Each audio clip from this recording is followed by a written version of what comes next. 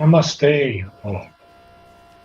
Today we have a very interesting evenings with Sraddhalu, and it will be concerning current affairs and questions of many people that have been pending. But the main topic is Maga and Miga. Make America great again. Make India great again. So welcome, Sraddhalu. It looks Namaste. to be a wonderful evening. Yes, Thank you. thank you. So today's intention is to mostly take up questions which have been pending for the last several sessions. Each of those sessions became somewhat longer than usual, but I tried as far as possible to close each topic so that we don't have to come back and repeat certain things. There have been a lot of very interesting questions on email from the chat box as well as in the comments in the YouTube page, and some of which I've been able to put together, but I'm not sure we'll cover all. I'm not sure that I've been able to structure them also to make them sequential theme wise, but we'll just take them as they come. And while those of you who are in the chat box, feel free to add questions if you like as we cover these. But before we enter the questions, I wanted to point to two particular recent events and what's happening behind the scenes.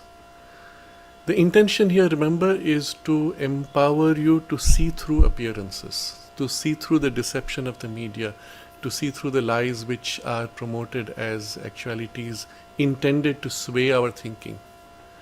You will recall in one of the texts we read from Sri Aurobindo last week, he actually tells you that media actually influences the mind, influences people's thoughts. So it's an intentional, well-known thing. There was an interesting video of journalists in a huddle. This is way back at the end of Trump's first term, I think in the year 2019 or 20, when his tenure was coming to an end. And there was one video which we saw where publicly these news readers and talking heads were discussing, and one of them very angrily said, Trump is trying to influence what people will think, and that's our job, not his. So that's the reality of the news media. And for you to be able to break free of the hypnosis and the methods of manipulation they use, it's important to be able to see through their methods. So I'm pointing to two recent events. One is well known, one is not. The first is about this Air India crash which took place of the Boeing 787 Dreamliner taking off from Ahmedabad heading for London, which crashed within about 30 seconds of taking off.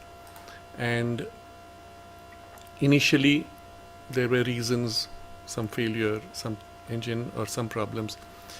As the thing moved to the formal investigation, the Air India management appointed a group of 5 people to investigate. They were formal investigators. Some of them were involved in prior investigations of crashed aircraft.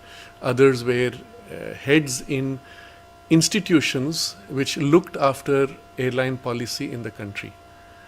Now, if you look at the selection of 5 people, not one of them is technically competent, either regarding the machinery of aircraft or the role of a pilot and the pilot's viewpoint in flying an aircraft or what problems can come. But they were largely bureaucrats and people who knew things from outside, how aircrafts run or policies. So but you can say, well, they would have investigated by talking to people who are competent and who are inside the experience, perhaps. But then what you saw was, after a few days, suddenly there was a selective leak. And I'm pointing to selective leak because you see the signs. First, they said it's an interim report. It's not a final report. And in an interim report, if at all you had to put an interim report, you should have given something which showed largely the direction where you trust the investigation is heading. But what it did was, it gave a selection of Um, Conversation between the two pilot and the assistant pilot. It gave a conversation between them. One saying, "Hey, why did you stop the engines?" And the other says, "I didn't." They don't say who said what. They don't tell you what was the context in which this was said. And they said, "We just see then, across from the black box, that the fuel flow to the engine stopped abruptly." And then they don't say what was the further conversation. That's all. Now, this itself, a selective leak of this kind, you have to understand, is intended to swing your thinking a particular way. And there is so much more they could have. If they had to give an interim report, there's so much more they could have, which they didn't, which makes it suspicious. And then immediately after that selective report, selective leak, and this, by the way, this interim report was unsigned. There's no signature on it. So who's responsible? Nobody. And it's done intentionally because the goal is to swing the public discourse. Then you have one ex-pilot now coming up suddenly declaring, my theory is that it was crashed deliberately by one of the pilots. Immediately you see a large part of the Indian media leaping onto this, and then the foreign media leaping onto this. BBC took this up as a topic. The US various analysts took up this as a topic. One of them, and this is in fact on the Gateway Pundit, it's quoted there. One of the analysts says that one of the pilots was going through some melancholy. Melancholy is like you're emotionally disturbed, and he was taking medication for that. So these are the dangers of psychiatric medication. The whole thing was brought to the thinking of pilot's error. Pilots on medication, pilot may be deliberately crashing, or pilot having some insufficient sleep, blaming it on the pilot. Now, BBC similarly took a stance regarding pilot. All this is based on an interim report in which something has been selectively quoted and there's no signature. You see, nobody can be blamed. It's very cleverly done. And then the media feeds on this. Observe which media heads promoted this without justification and who went against it. And there already within your mind you'll start filtering who are reliable and who are not. This is generally the way you will approach. Whenever there is some falsehood in the media, overt, blatant, observe who's promoting it, who is the loudest in promoting it. These are either controlled cabal puppets, or they are useful idiots, or just opportunists who are in for the short-term money. In any case, they are no more reliable. You should drop them from your list of trustworthy sources. Then you see what happens. Fortunately, the Pilots Association of India came out with strong statements against this. And there's one particular article which is, in my opinion, one of the best articles on what might have happened. And this is from an actual pilot. And I would like you to, for those of you who are interested, do take a look. It's the number one in my list of references. I have put many references. But the number one of that is actually the one where this person, being a pilot, gives you an analysis of everything that likely went wrong or could have gone wrong, and what are the typical kinds of issues, what actually should have been done to have a proper investigation, etc. And it's coming from a technical person. Someone like that should have been in that committee, first of all. Even if they had not, he points out straight away what they did not do. One of the things, for example, in the committee interim report is they give you a timeline. So many seconds down, this happened, this happened, this happened. Nowhere it tells you the height at which the plane was at that particular time.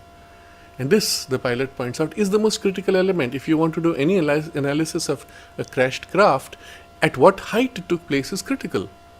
And that information is not there. So obviously this interim report was done by somebody who was incompetent, not technically qualified, but with an agenda. And what is the agenda in this case? To protect Boeing's reputation, to protect the fact that these planes have had problems consistently, going back years. And especially this particular problem, where suddenly the switches that control the fuel going to the engines suddenly shut off by themselves. And the mistake also that they make here in the interim report is they make it seem as if the pilot switched off. But in reality, these aircrafts are automatic, and the fuel control is handled by the artificial intelligence software sitting inside, not under control of the pilot. Pilot may not even have touched the switch, and it shuts it off there and the pilot is trying desperately to reactivate switches, but it's not in the switch side, it's on the control side, bypassing switches. Pilots don't have the control. That's the problem with these aircrafts. And this kind of problem has happened before. This was not mentioned in the interim reports. This kind of problem was flagged by the United States FAA, which is not mentioned in the report. This kind of problem is flagged by the UK, which had a few months ago just pointed out and said, hey, this is a danger, you need to watch this. It's not mentioned in the report. The fact that the same aircraft just before had come from Delhi to Ahmedabad and at that time had some major issues is not mentioned in the report. And it had issues of this kind, where some automatic functioning was not operative.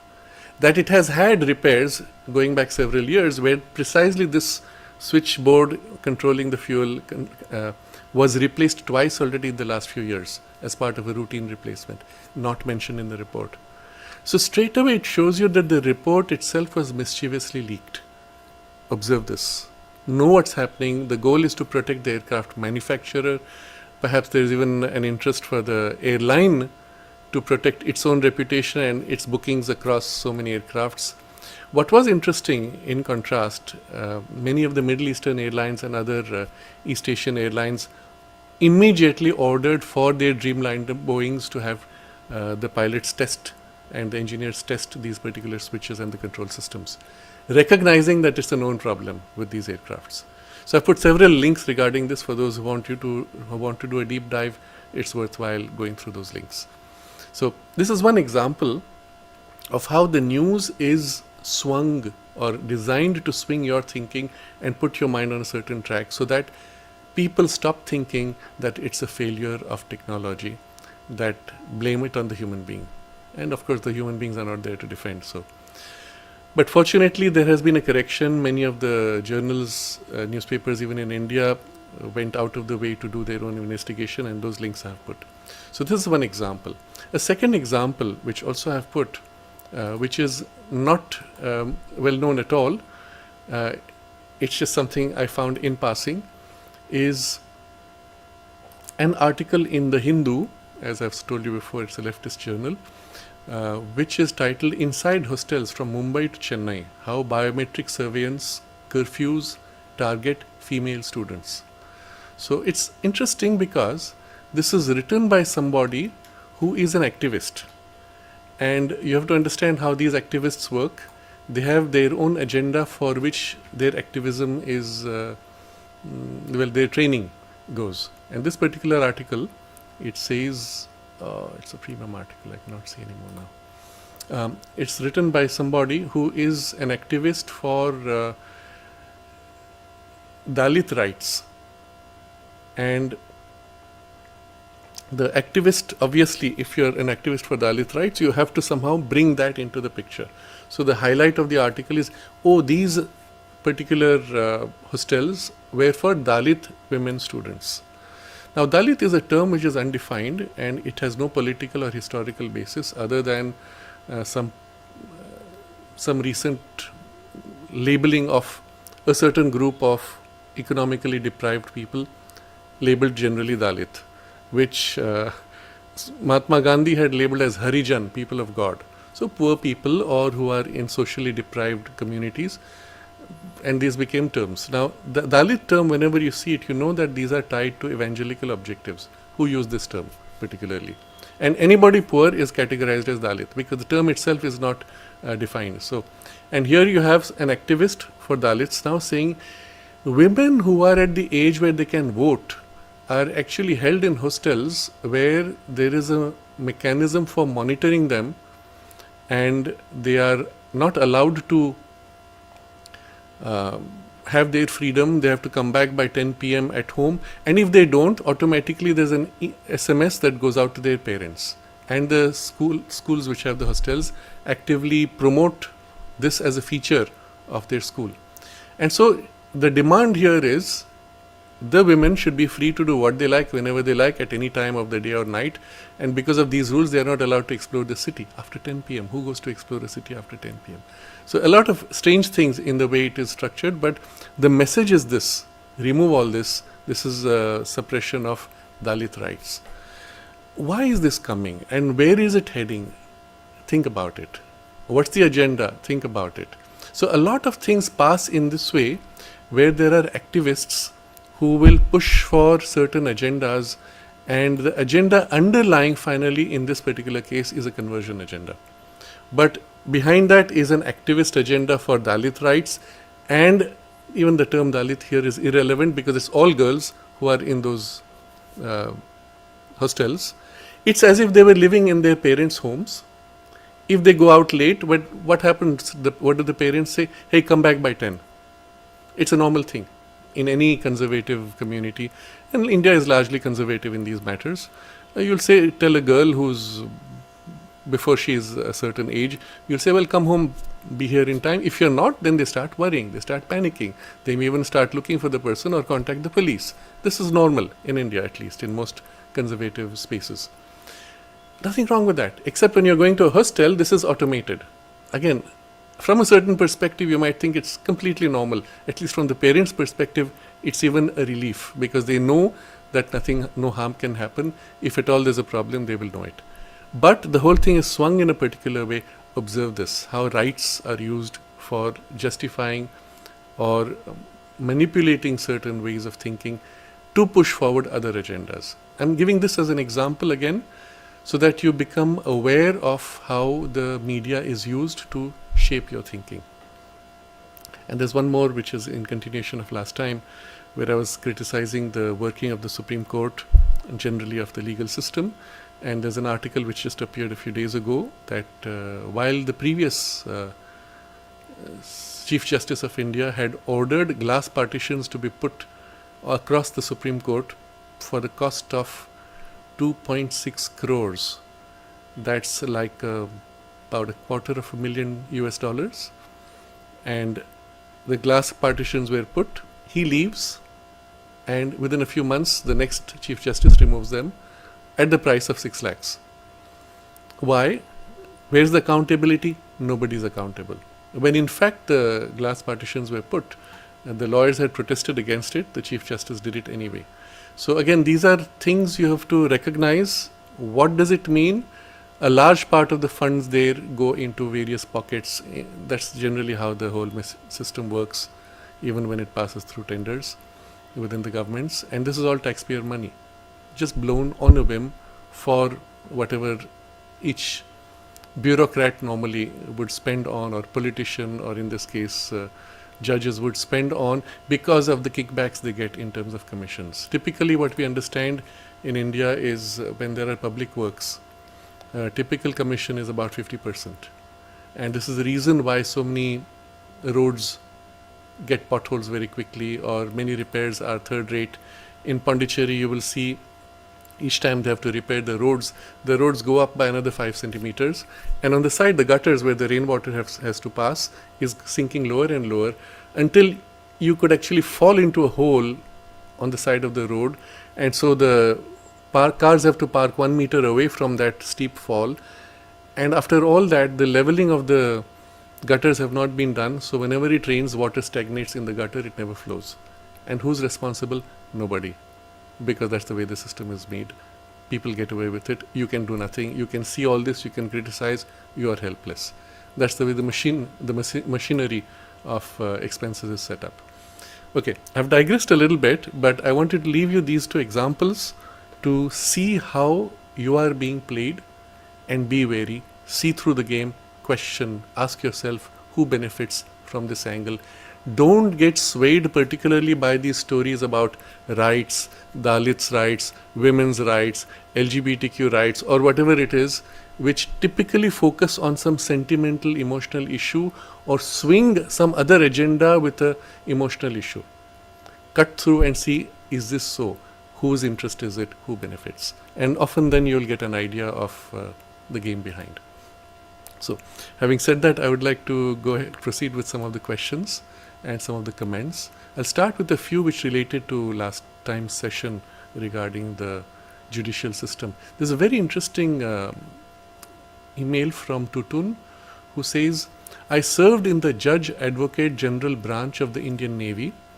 One of the main duty of my branch officers are conducting court-martial against naval uniformed personnel. Court martials are based on the jury system. I have been trial judge for many court martial. It's a very detailed and meticulously conducted procedure. 5 or more odd numbers are selected based on their mastery on the subject matter and being senior of the officer being court-martialed. They should be of different units, ships, and not related to the accused officer. Now you see here already in the Navy, generally in the armed forces, you cannot afford to have visibly failure of justice. Because if in the armed forces you have no justice, the demoralization can be so deep that it will completely collapse the whole system. So generally speaking, the armed forces are a reference of what are good standards and effective governance. And so you see here, the people selected are selected based on competence. In the normal civil system, when you have a jury, they are picked almost at random. In this case, you are picked for this and of a certain seniority and someone who is not directly connected. Then she continues. The list of the jury is proposed by the Judge Advocate General of that particular command and approved by the Commander-in-Chief. The prosecution and the defense side both have the right to object to any of the jury members. Once the trial starts, it's day to day with breaks only for emergency or preparation by one of the sides. So you see, once you start, there's a momentum. You can't have a hearing now and then a month later come back and expect to have any continuity. It doesn't make sense. So it has to be day to day to keep the momentum of what you have understood and you're fully immersed in the issue. Once both sides present their sides, the jury cannot leave the courtroom until they give the verdict. You can't say, hey, I'm going to sleep over it, just take a few days. You can't be under influence. You are right there, you have to sort it out. When it comes to punishment, the trial judge advocate gives his recommendation, which the jury considers, and accordingly punishment is announced. The procedure is fast and mostly justice served. And just this, mostly justice served, shows that it's possible. And if you take this as a standard, it should be possible to do it everywhere, in all civil courts. It should be possible if the intention is there, if the genuine sincerity is present. You'll remember a message which the mother had given. Some politician in the 1960s came to the mother and said, what is India's greatest problem? So, typically the kind of answers people give, development, lack of money, education, people are not aware, people should be, you could make up any number of secondary or tertiary causes. She goes to the root of it. Root cause of India's problems? Insincerity. What is the solution to India's problems? Next question. Mother's answer. Sincerity. Think about that. Think about the implications. We have all the capacities. We have the people with competence. We have the resources. We have everything necessary. It's just insincerity, deception, intentional sabotage of one way or other based on interests or otherwise. And once you're sincere in your intention, you'll find a way it can be made to work. How is it that the most insincere people, the most corrupt, get into positions of power? Well, so then we go back to the bigger issues. But at the end of the day, it is just this. And what you see here in this excellent example in the Navy, it works. It's been working for decades. And despite people say, it's because standards have fallen, it's because post-British era, whatever education, despite all those things which means you may see in a decline in society, you have pretty much fast and mostly justice served within the Navy, for example. If they can do it, anyone can do it. But you see the key elements here: competence, intention, sincerity of intention. You must have these two things. You don't have these, you will get nowhere. So this was one I wanted to share. There's another comment from Mahesh. He says, taking a 2-month-long summer vacation when millions of cases are pending is in itself a crime against justice. If someone deserved that kind of break, it would perhaps be a heart or brain surgeon. So this is one of the features of the Indian British-derived judicial system, is that during British times, when it became too hot in summer, some of the British judges needed to go to colder places. And so they had a 2-month vacation. And that continues even today. the Supreme Court in New Delhi actually shuts down for 2 months, in which they do nothing. And the judges go on jaunts, they go on outings, they have bashes paid for by the taxpayer. There was recently a news item about how they were going to go to Hyderabad for a week, and all of them together, along with each one with their families. Or they do whatever they like, basically, for 2 months, for no reason at all, while everybody else in the country is working all through. So it's again a question you have to ask, how is this even possible?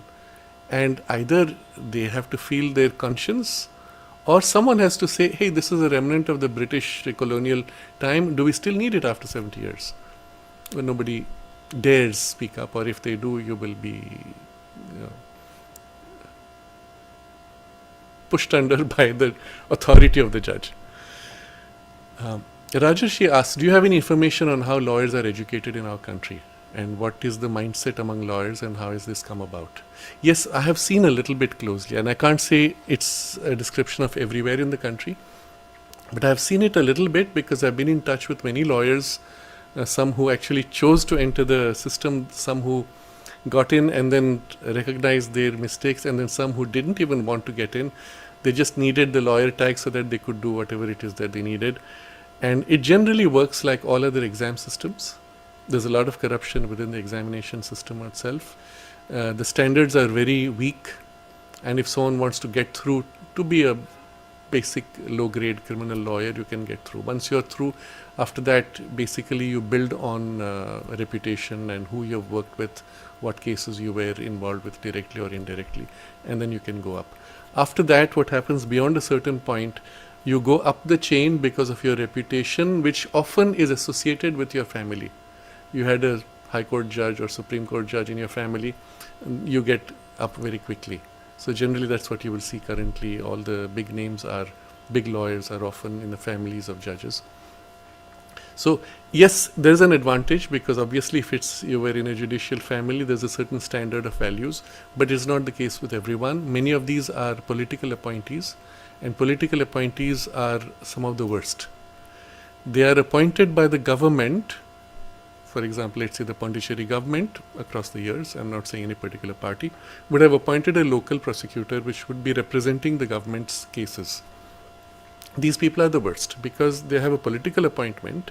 They have to feed back money to the politicians who have put them in that position. How do you make money as a judge or a government judge? By losing cases. So the other side comes and says, we will pay you so much if you weaken your case so that we win. Now, when the government loses, who's losing? Whose personal interest is it to protect and ensure the government doesn't lose?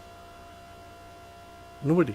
The politicians don't care. They're there to loot. The bureaucrats don't care. They're also interested in looting. Who is there who stands and says, it's my government and you can't take away the money from me? That would have been the case if there was a king, for example. Here there's nobody. So everybody happily lets the government lose. And how much money can you make in the process of getting the government to lose? By getting money from the other side, by delaying as much as possible unless the other side pays. And whatever money is made then goes back to the politicians who appointed you. So often, the government prosecutors are the worst in terms of corruption. And unfortunately, they then, because they had that authority, they get promoted because they were government prosecutor such and such time, and then they go up the chain because of the importance they gained. I'm not saying everybody is like that, but this is how the system is. So there are, of course, those exceptional people who stand for what's right, but it's extremely difficult to stand for what is right in a system like this. You are abused, and again, I've seen, heard some of these actual cases where the politicians will come and threaten you in the most abusive terms, and even sometimes threaten your life or your family's security if you don't do what they demand. That's the reality at the ground. So it's really bad, the situation. And the problem here is, how can a lawyer become a good judge? Because the mentality of the two is totally different. The lawyer has to win the case come what may. And he shouldn't have to care what is true or what is right.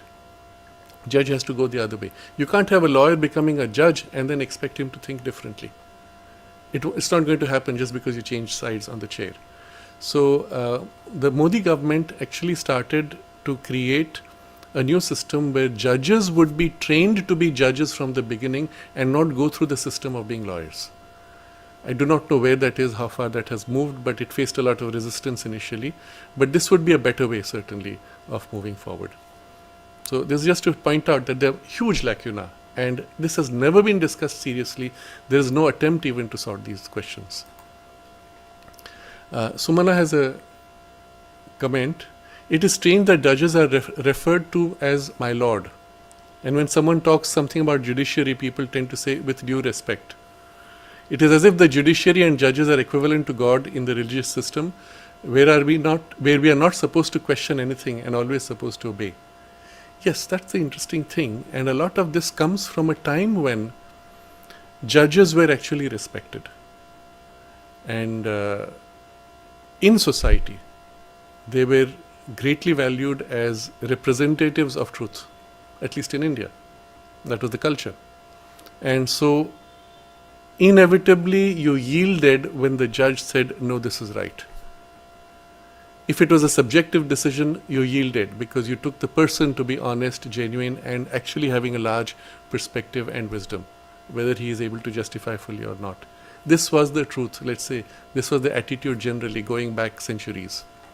So when suddenly somebody is put in that position, and then he says that I will be blind, justice is blind, and I will now pass a judgment based on what a text says or what a word was mentioned this way or that way, or a word was missing or not, and on that basis you pass orders, then it's a failure of justice. But it takes a while for people to recognize that it's an inherent failure of the value system itself. I've mentioned before, in Madras High Court, for example, when a judge walks, so in the Supreme Court you don't see a judge walking because they have their own back doors. They come into the hall through a system where you never see them. They have their own entrance, they come in from the back, they have their own isolated existence.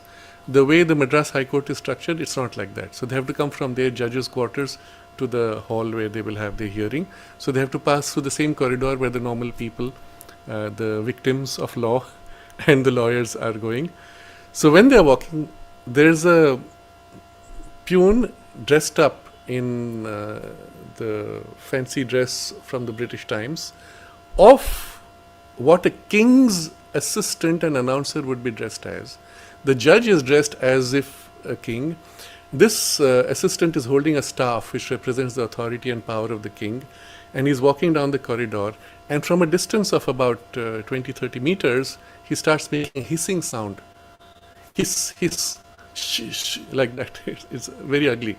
Hissing sound like a snake to tell you ordinary fallen victims to move aside because you are like cockroaches in the path of the great king.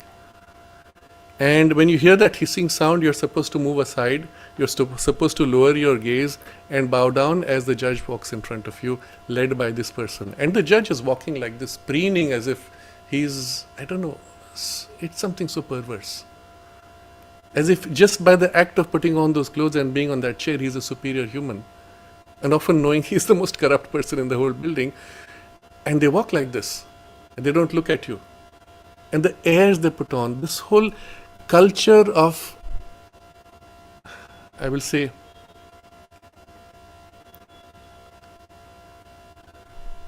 falsehood, pretense of appearances. This whole culture is steeped in. And I would still go back to a time when perhaps it was justified that the person represented something and people would willingly, happily perhaps bow down for what the person represented, but today not one person has respect. And yet this person preens as if he is the most important. It is hypocritical posturing. And it's sad to see because it also works in their mind to give them that impression that they have that power and authority. Yes, it's unfortunately taking the place of God, but that's how it was originally conceived, that law itself and justice was God-given. And so the person who's giving it out is in some sense representative of an authority that comes from God. That was the original idea. V-Truth commented, angry and tired listening to this How should we move in society now? Should we be bold and speak the truth no matter the consequences? So my general observation would be we should speak. We should discuss. Because until society starts discussing these issues, nothing is going to happen. And we cannot sit back and say, well, somebody else has to raise it, somebody else has to solve it. No, all of us are responsible. Not all of us have the same say, not all of us have the same reach, not all of us have the same influence. But we all share in the responsibility. If you have not done your part, you have no right to say the other person didn't. Once you have done your part, then you can criticize somebody else for not having done their part, isn't it? So yes, I will say you should speak up. I won't say no matter the consequences. You have to be wary of the consequences, and you have to balance how much you speak, in what way you speak, with the consequences that you are willing to bear or not. And so it has to be balanced out. I'm making a general statement, depending on what you need to speak.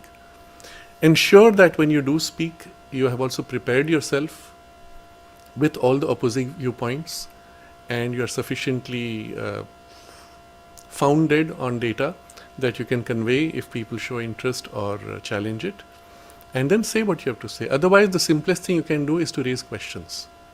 Why is it like that? Can it be different? Is there a better way? And you can even suggest a better way. Perhaps this shouldn't we consider, at least try this out or try that out, or at least discuss. That much you can always do. And even if the positions are not absolutely correct or the best, at least you start a dialogue and discussion. That's my position in this regard also. I'm not saying everything that I am sharing with you is entirely right. Perhaps my data has been partial, defective, or even wrong. But with what I have, I'm trying to present what seems to me a reasonable direction of assessment or action or understanding of things. And then you have to do your own research, and perhaps you will come back with discoveries which are different, and I'll be happy to learn from that also. But unless we start that process, and unless it becomes a part of the culture of the people, you will always be subject to the rulers and without real freedom that you can assert. And there has to come a time when these judges walking in the corridors, yes, we will respect them because of the position they have, but they cannot put up such hypocritical airs. They cannot look down at you as if you're a cockroach. They can smile, they can be there, and we can be respectful to them. Yes, that can come with a job, but this pretense and fakery needs to go for sure, and many other things which would follow from there. So we have a few other questions now. I'm going to go back to some of the questions which were from the previous discussions, the first few discussions we had, which were regarding what happened in Iran also.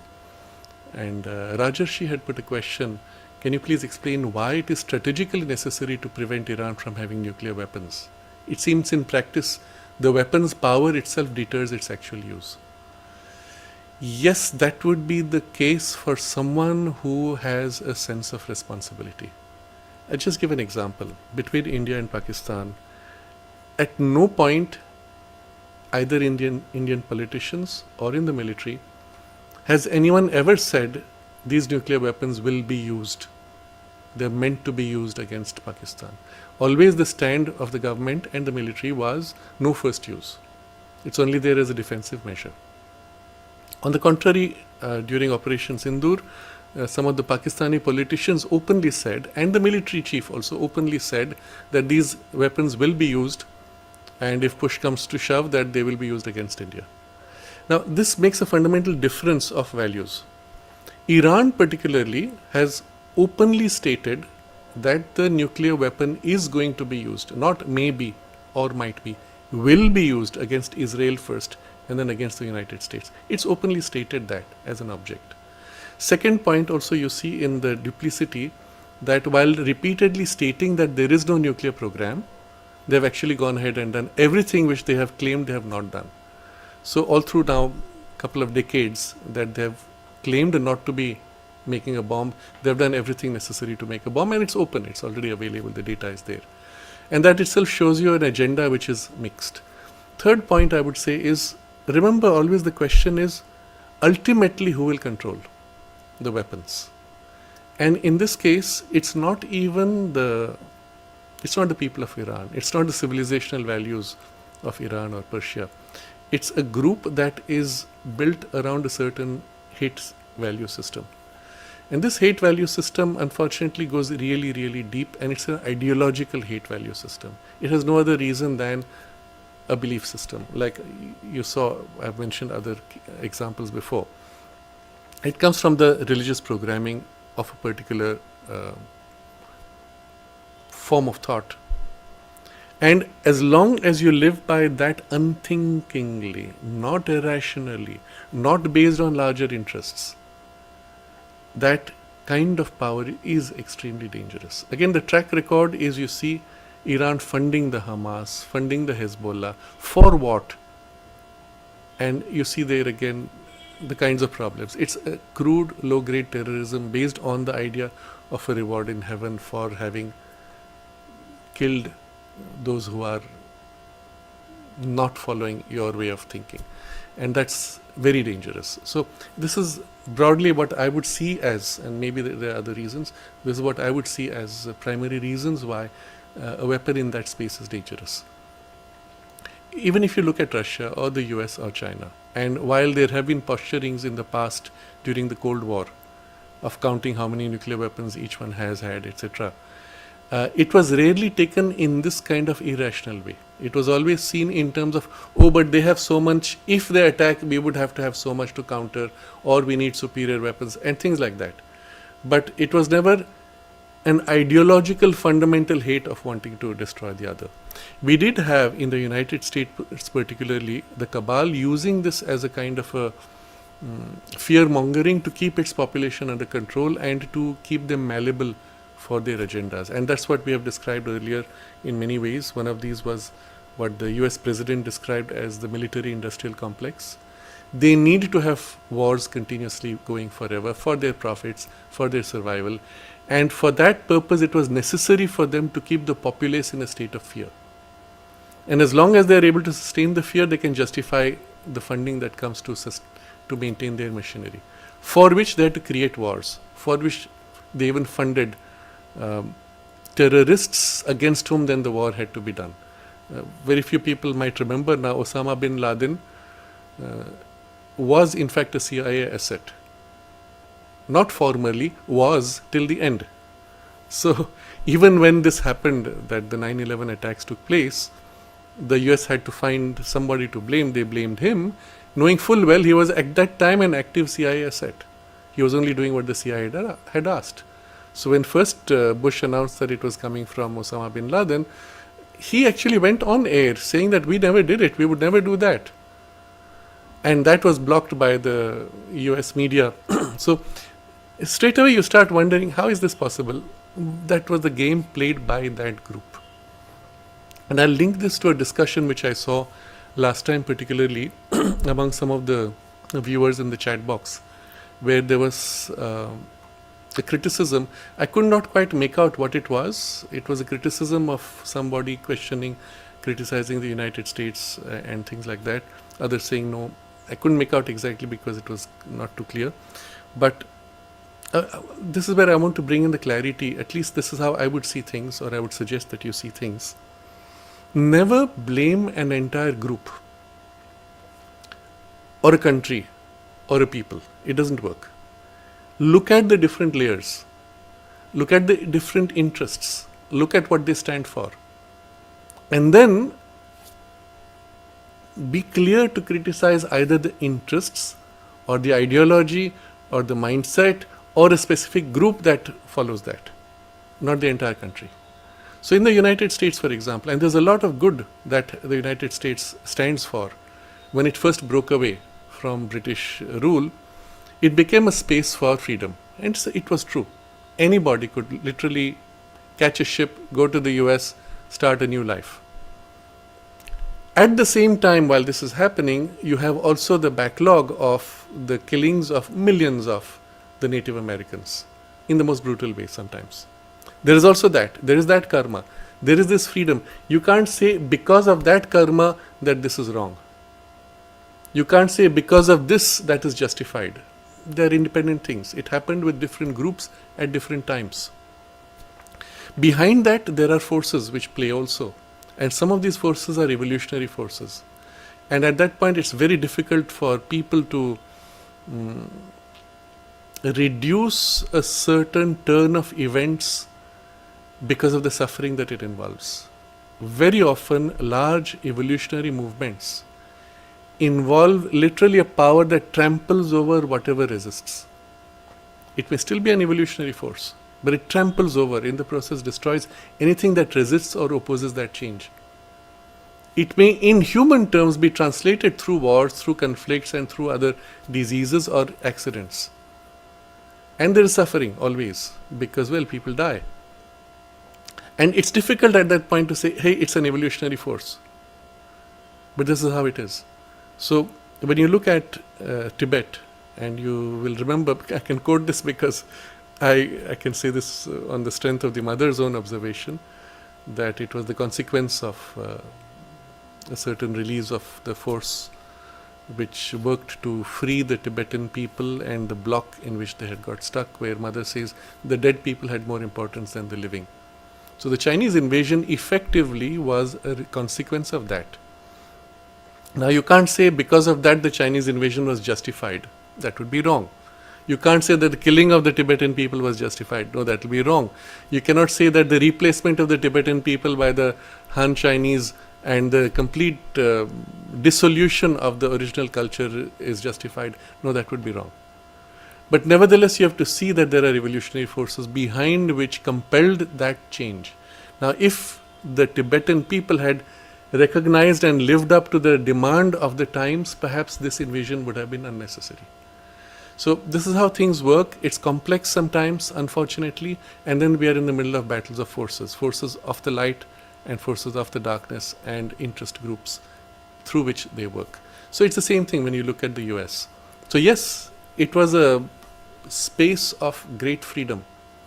It was also a great space of great suffering in certain transitions. It also has become subsequently, post the Second World War, a focal point for a cabal that has, so to say, taken control. But the control is only through the media and through narratives and through education. So you can't say that the American people are responsible for the cabal objectives. Very often the people themselves rebel against certain policies of the government. But if they are played right psychologically, they will align to the policies. For example, with the 9/11 attack, everybody in the United States said yes, go ahead and attack the Middle East, not knowing they had been played. So again, they are victims of the same cabal group. So you can't say the people are nasty. We can say at best that they couldn't see through the game of being manipulated. But how many of us are really capable of seeing through? And so it's a part of the evolutionary growth also for us to be misused in this way, to be programmed in this way, until we learn to break free of it. And there are others still passing through that struggle of waking up. So it's very difficult to label a whole group or a country. Recognize rather the trends. And for me, this is more important. The changes that have come with Trump and other disruptors that we have been talking about for these sessions. And understand that behind this is a larger force, an evolutionary force, which is trying to break the grip of the cabal, which is helping people wake up, and that's not happening easily. A lot of people who are against Trump are genuinely believing whatever it is that the media has told them. There's a very interesting report I saw, it was only yesterday that I saw this. Unfortunately, I couldn't get the link to post it in the group. But this is the head of the owner of one of the biggest sales chains in the United States. And in an interview with a left television platform, I think it was with CNBC, that the person said, they asked him, well, what's your take on what's happening currently in the United States? And he says, initially I had voted against Trump. And initially I was critical of all his policies with this trade wars and sanctions and the duties that he has started, global duties war. I was against it. But now I begin to see he's right. Why? Because the data was hidden from him by the media. And as eventually the data leaked through, he saw the data, he says, I actually agree with Trump. And then he says, I think he will go down as one of the greatest presidents the US has had. Now, this is a man who voted for him and was critical of him all these years, has suddenly flipped recently in the last 1 month. And there's a person in the industry. He knows his business. He knows how it's going to affect his business. And he's seeing a positive turn there. And so today's discussion I have titled Maga, Miga, etc. Maga is Trump's slogan, Make America Great Again, to which we have to add Make India Great Again, Make China Great Again, Make Iran Great Again, Make every country great again on its own terms, in its own value system. But for that, it means people have to wake up from this cabal control and mindset. And that's really the struggle. That's the whole point. So I've put that as a general title for all the questions and themes we're discussing. But this is a very good example I wanted to share of how people in the industry, once they see the data, because what Trump is doing is extremely rational. It's not knee-jerk reactions. It's not chaotic. It's very well thought out. It's the media which presents it in this perverted form. And you have to be careful to distrust the media. So there was one conversation which I saw, one question from Nitin.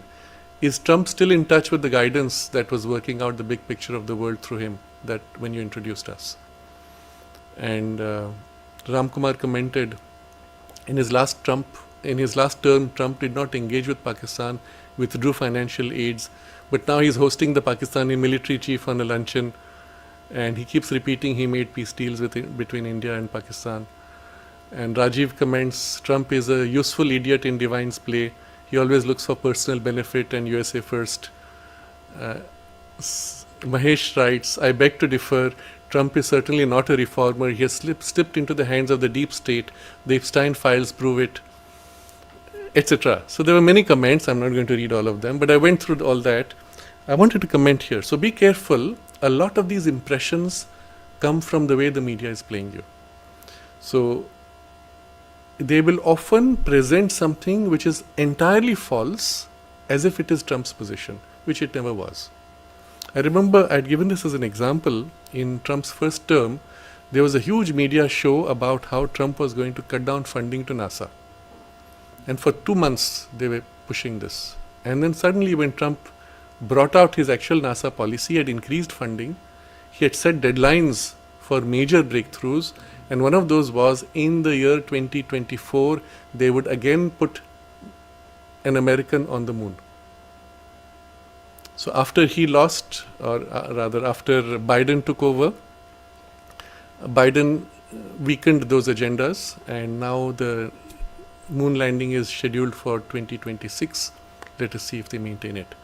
But the reality was Trump had actually pushed forward the entire NASA development programs.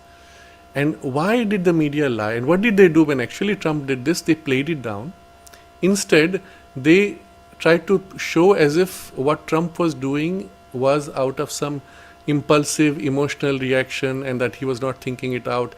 The agenda he had put itself was irrational, etc. So always the tendency is to reverse and give you the opposite idea of what Trump is actually doing. So it gives you an impression that he is working for personal benefit. And he's an idiot. No, he's not. Even at that time, they gave you all these stories that he was sitting watching TV all day. No, it's all made up.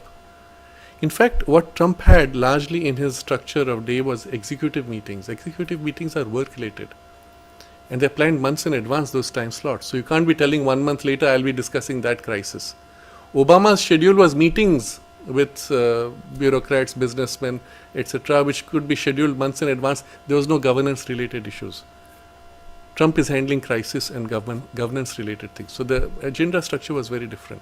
But what he was doing, and what you see again similarly with Modi or with Elon Musk, he's pushing agendas, demanding that there is performance. He takes performance appraisals. Where there is something goes short, he makes corrections, etc.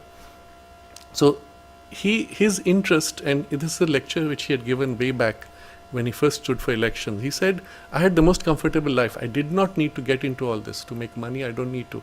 He's already a billionaire many times over. He lost money after getting to the US presidency. On the contrary, Obama, when he came to power as president, he had $3 million as savings. When he left the US presidency, he had something like $150 million. So they made money being president. Trump lost money in $500 million at least.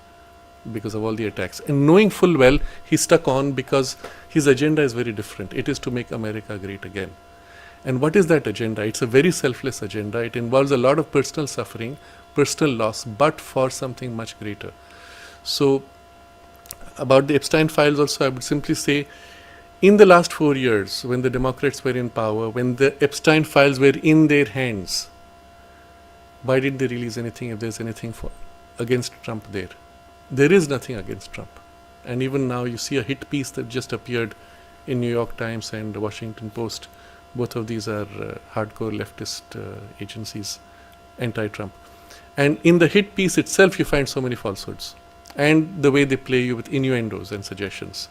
The reality, for example, you go to any party where there are a few hundred people. Trump is there, Epstein is there.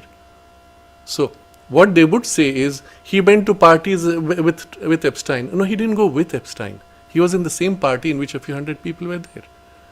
On the contrary, you find actually Epstein Island, you had people like Bill Gates, Bill Clinton, Hillary Clinton, and all the big names in the US media going to the island. Trump never went to that.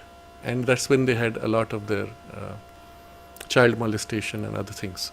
So all of this was in the hands of the Democrats. At no point did they bring out anything against Trump.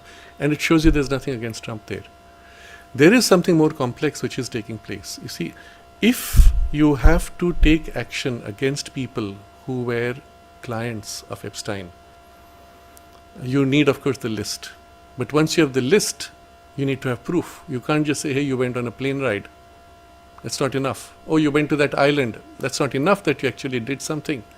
So it has to stand in court. So the question really is, having a list of names, what can you actually do that is relevant, that will give you the authority to, or the evidence with which you can prosecute somebody.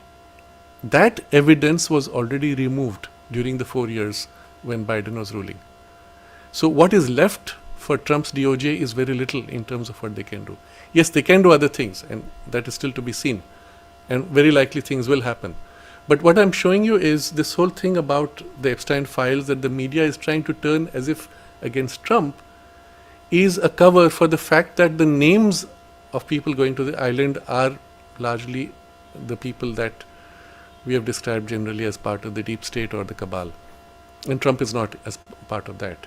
So Trump knows what he's doing. He knows what battles to fight, what are the priorities. Now you'll see actually very quietly he has been focusing on something else. And I'll point to two things which have been happening. First, during the time when they had all these cases against Trump during his first tenure, and particularly there was the hoax of the Russia, we may call it Russia Gate. The evidence was totally cooked up and there were high-level people who were involved. All that evidence has now been brought out and they are moving to prosecuting the people who were behind it. This is going to be big and a lot, and this is with proper evidence, which is in their hands. This is one very big step that you're going to see. It's already started. Only today you saw first signs of the news. And you'll see that on the Gateway Pundit, for example. It's very visible. It'll hit mainstream media in a few days, perhaps, once actually those cases are put. And the mainstream media will try to twist it as Trump being vengeful against his opponents. No, it's not. It's actually prosecution of the same people. And many of these would have gone to would be on Epstein's list. But you can't prosecute them on Epstein's list. You can prosecute them for these things. This is one very important thing happening. The second thing which is also happening and Trump has been working upon in terms of prosecution is it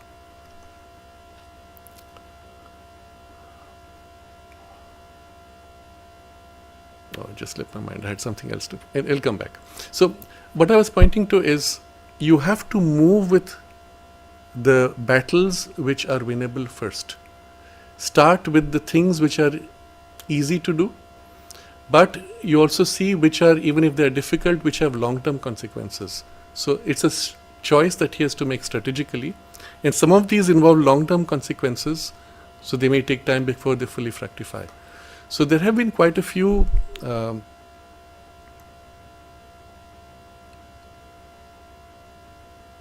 there's been a massive cleanup that Trump has been involved in.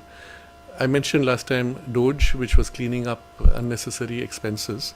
They had, for example, more credit cards in the government's name in the hands of bureaucrats than the number of people who had credit cards. So each person had 2 or 3 credit cards sometimes.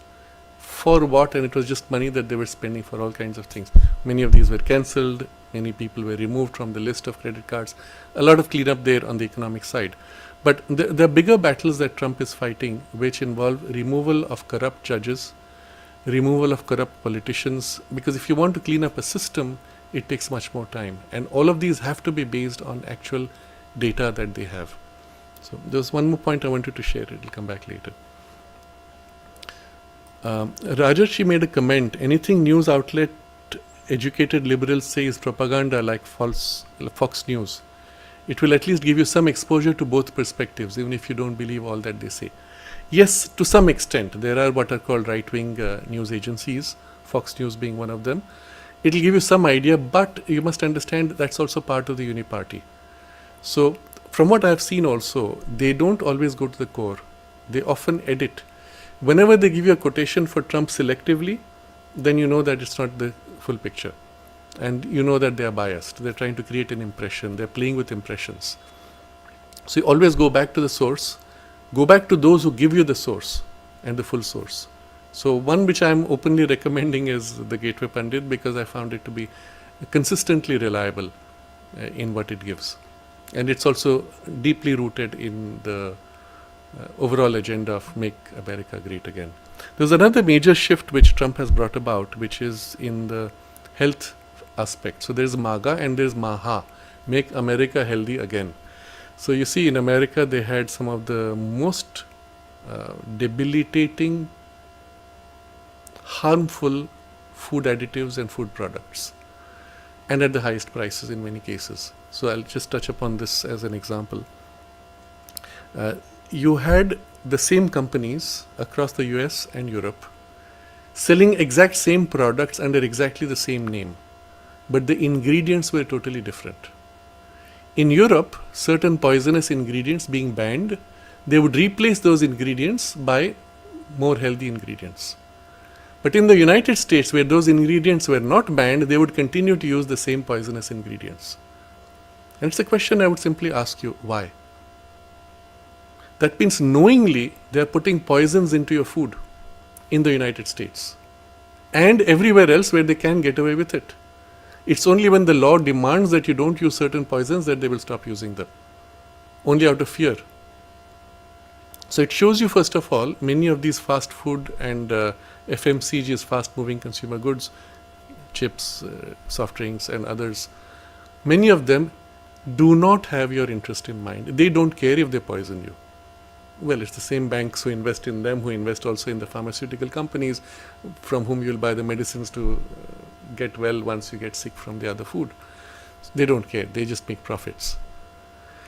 So this was a point which was often raised, and one of the persons I would highly recommend for you to watch is somebody called Vani, and her lady, she's an Indian based in the United States, and her channel was called The Food Babe. I think she had Instagram, Facebook and various channels. So The Food Babe is what you would search for.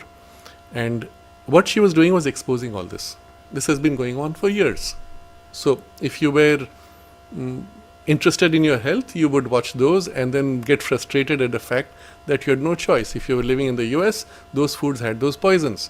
Then she would show you which foods didn't have those poisons, so at least you could make a choice. But what happened under Trump was, when he appointed RFK Jr. as his head for the health department, this man has started a cleanup of the health system itself. Earlier, the United States had a revolving door. The Food and Drug Administration head would then go into the pharmaceutical industry. Pharmaceutical industry formerly would come into the Food and Drug Administration or other. So they were swapping places all the time, and they were all in it together in the scam. What he did was, RFK cleaned up the whole system, or started cleaning up. And one of the things they had was, they got Vani to come and actually speak up in a Congress hearing, subsequent to which they have passed certain orders banning certain chemicals and additives. And yesterday Trump announced that Coca-Cola company has agreed to remove high fructose syrup and replace by actual cane sugar. Now, why did Trump announce this? because this involved negotiation, and negotiation involving also threat. He said, either you fix it yourself or we're going to pass a law and then you will face consequences. So Trump is always, as a negotiator, you must understand, it's not just about taking credit. It's about getting it done. And if you can get credit, well and good. If you can't, you don't mind that. So he did it in a certain way. He did take credit, but without saying that he threatened them. He said, oh, see, they have agreed. So nice of them. They have agreed under pressure, obviously. But there are many such things which are being done to clean up the whole health system in the United States. And that's MAHA, Make America Healthy Again, which should apply also all other countries. We have to start looking at the reality of this. The other thing Trump did was also to bring down costs of the pharmaceuticals. So typically what would happen, the companies based in the United States, pharmacy companies, the same product they sell everywhere on earth, generally, at half the price, sometimes 1/10 the price. So people in the United States would drive to Canada, buy their medicines, come back into the US, and the price differential would make the cost of the trip itself justified with profits. That's the kind of high prices that existed. And Trump, interestingly, got someone from the pharma industry to join his team and start this cleanup in the first tenure itself. And in this one, he has managed to, again, bully them or negotiate with them to bring down drugs prices. And this is one of the very big dramatic achievements. So this is where I want to also make a comment on the price wars and the threats that Trump has made. I have to see, there was another question. Somebody had asked this question about why is Trump attacking India about the prices, and why are so Revati has asked, there was news about a close Trump aide suggesting that the US is going to throw an economic bomb on India, China and Russia. Why are Trump's activities seemingly anti-India? Is India's non-alignment policy good, or should we align with countries with common interests? So it's not against India. It's about protecting US interests. For example, US was exporting cars made in the United States to Germany, and the duty that the US had to face in Germany was 10%. Germany made cars and sold in the US for some 2 or 3%. Why this imbalance? There was no good reason. And whom did it benefit? It only benefited Germany. So US car industry said, hey, if we are exporting from the US, manufacturing in the US, we are losing so much, we cannot compete with German cars. So they wanted to move the car production to Mexico, where it would be cheaper, and Germany wouldn't have 10% tariffs if you import from Mexico. So the car company would benefit, would profit, but what happens? All the work, all the labor, all the industry is going to Mexico. What is the US getting? Nothing, except it is getting conned by buying cheaper German cars with no other problem. You can't buy your own cars because they're too expensive, and the German cars come cheaper. It's one of those very strange things you find in India, for example. Apples grown in Australia are and brought across the ocean to India are cheaper than apples grown within India and transported by maybe 1,000 kilometers at most. Why? You have to look at the economies, and the only way you can protect your locally grown apples is by putting some restrictions. And if you don't do that, you will destroy your own local industries. The jobs will go out, the technology will go out, and your economy collapses. So Trump is correcting that trade imbalance. He says, well, if you put 10%, we will also put 10%. The media is not telling you the full story. The media is saying Trump threatened Germany. No, he didn't threaten. He said this is unbalanced. Let's set right the balance. It's a very reasonable negotiation. And it's the same thing he's doing with all the countries. And sometimes, yes, he has also threatened. And the threat is very simple, that if you do certain things which will harm the US dollar, and this was the real threat at that point, because initially the intention was to create an alternate currency to bypass the dollar. If that happens, the dollar will sink, the US economy will collapse. And so there he threatened. He said, that's like a military attack. There I will put counter measures against it. So Modi immediately backed off and said, we will not go for an alternate currency. But where it concerns our interests, we will protect those. But it won't be by creating a currency that will sink the dollar. So there are complex trade negotiations ongoing, and as part of a negotiation strategy, it is very normal, and remember Trump is a businessman, that first you propose something very high for negotiation, and then you drop it until it comes to a stage where you are accepting and they are accepting and both are happy. That's when the negotiation stops. But you don't start by proposing what you have, because the next step will only drop it lower. You start with something very high. So he will start with 30%, and then he'll say, all right, we're going to impose it next week.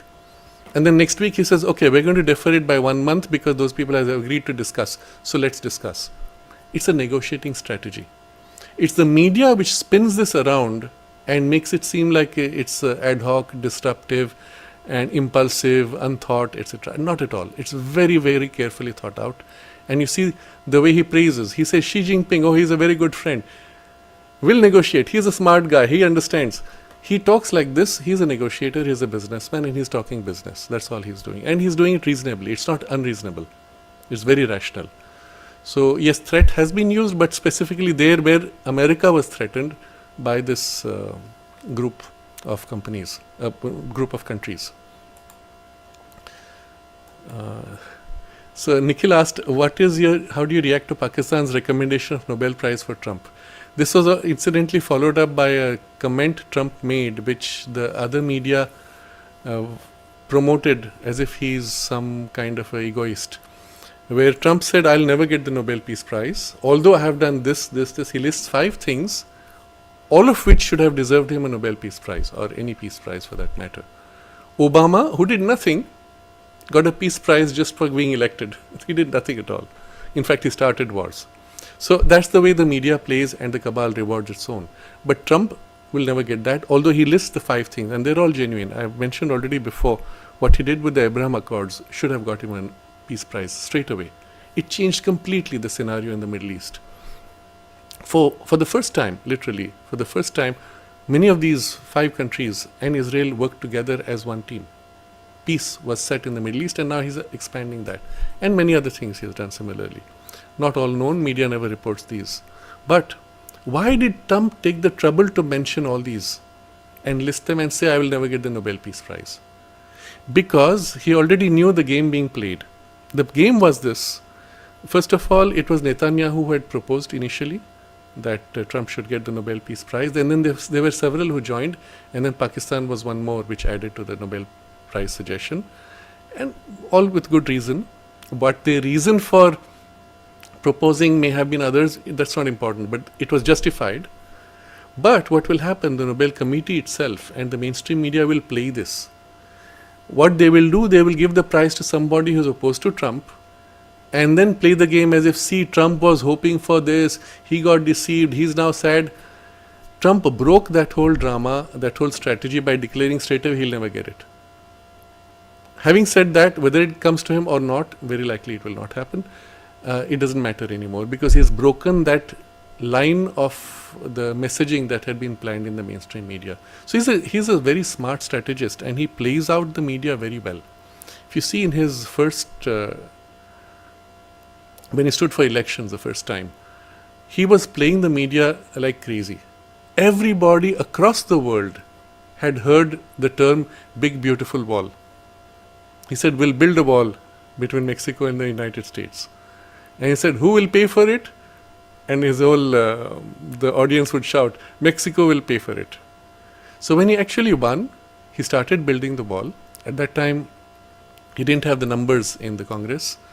And so they put a lot of blocks to prevent the funds from going. He still managed to do more than half of the wall itself, and that reduced already the illegal immigration to a trickle. But interestingly, he actually got Mexico to pay for it. And that was by putting tariffs on Mexico products.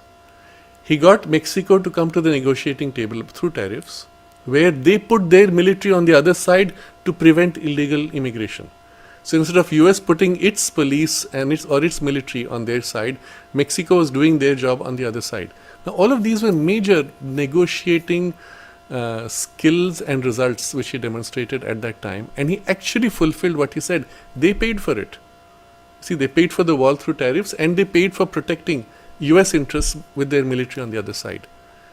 None of this was highlighted by mainstream media. But the fact is, he actually did what he had said. So it's in this direction that he works.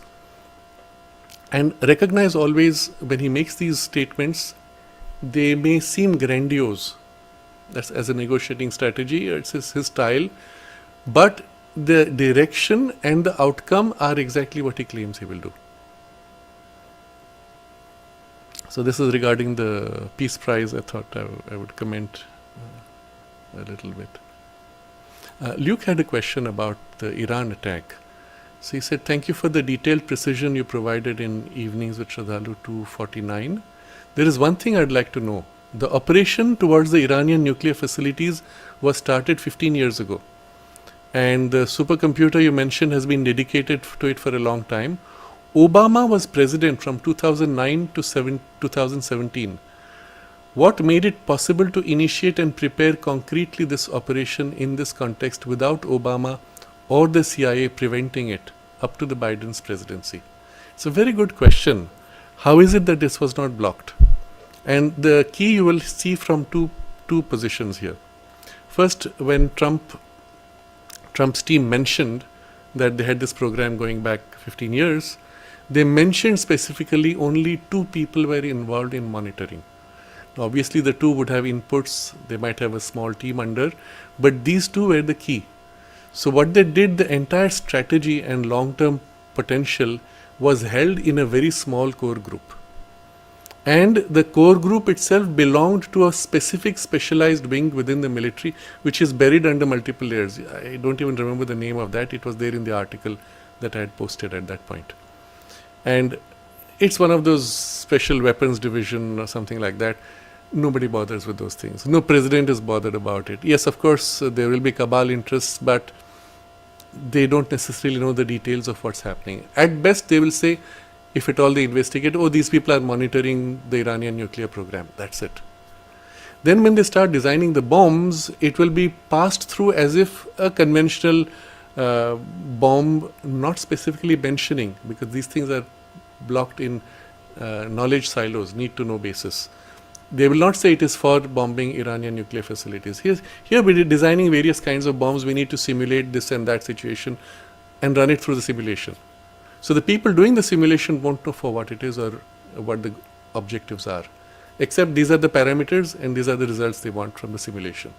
So the whole thing is very carefully siloed, ensuring that the people who know what's happening are also themselves keeping very quiet inside the system. When the time comes, then it is activated. Now, this could not have been activated under Joe Biden, for sure. So, it would need Trump to come to power for this to be done. And it's one of those things, I'm actually amazed at the nature of the timing, and it really raises a lot of questions about how many things that appear to be coincidental were actually planned. So, that's the way the military worked, and this is not just one program, there are many other programs. This is one of the key features I've mentioned before in the early sessions when I spoke about how within the military industrial complex and within the intelligence agencies there were divisions and layers. There was a group that realized that the US had been hijacked by what I have referred to as the Nazi ideology or the Nazi energy, which had taken over as the military industrial complex, fulfilling the same agenda that the Nazis were doing earlier in Europe, but now on a global scale based in the US now. We have discussed that in detail earlier. If you have not watched those, do watch those. It will give you the background. And at that point I had pointed that there were those in the US, which included Kennedy, and who wanted to defend US interests. At that time particularly there was one person, James Forrestal, if I remember right, who was later also the US Secretary of Defense. He was Kennedy's senior during the Second World War. He was going to Europe with Kennedy as his assistant. They were going to all these super secret sites where the highest technologies had been developed by the Germans, which included very advanced weapons as well as flying craft. They knew what it was, and they knew that there was this infiltration that had taken place through Operation Paperclip. And so Kennedy was the last US president who actually knew of this takeover that had taken place. James Forrestal, as subsequently as Defense Secretary, was working against the cabal. What happened to him was very unusual. Suddenly they said he is sick. They took him and put him in the US military hospital. And then from the higher floor, supposedly he jumped out, breaking the glass, jumped out of the window and committed suicide, which was totally fake. He was killed. He was suicided, as they say. But this is the kind of struggle that was going on at that point among those who knew what was happening and wanted to prevent it, and the cabal interest which had entrenched. What then they realized was they were not strong enough to counter this, and they went secret, they went underground. A lot of this went under the NSA, what was at that time also a super secret agency. NSA, National Security Agency, supposedly was only involved in communications, but it was multi-layered the way CIA was multi-layered. So this was one of the things I had always found strange. While every intelligence agency will have layers, the US was unusually layered and unusually multi-siloed. So they had programs within programs within programs which are so secret, even US president could not be informed of them.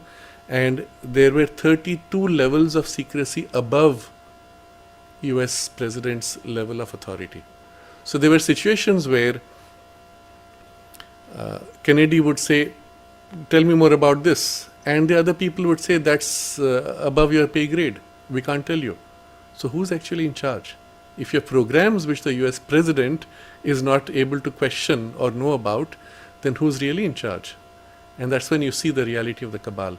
So there were all these layers. Some of these included advanced extraterrestrial technologies, contact with UFOs and other things.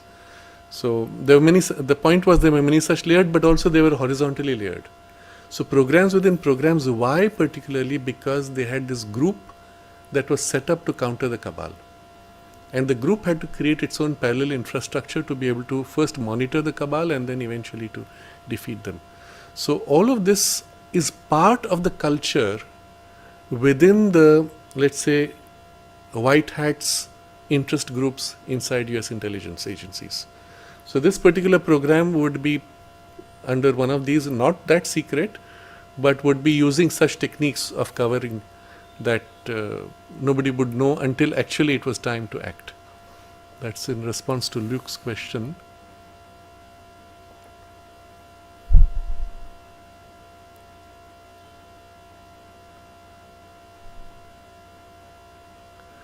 So there's a question from Jenny.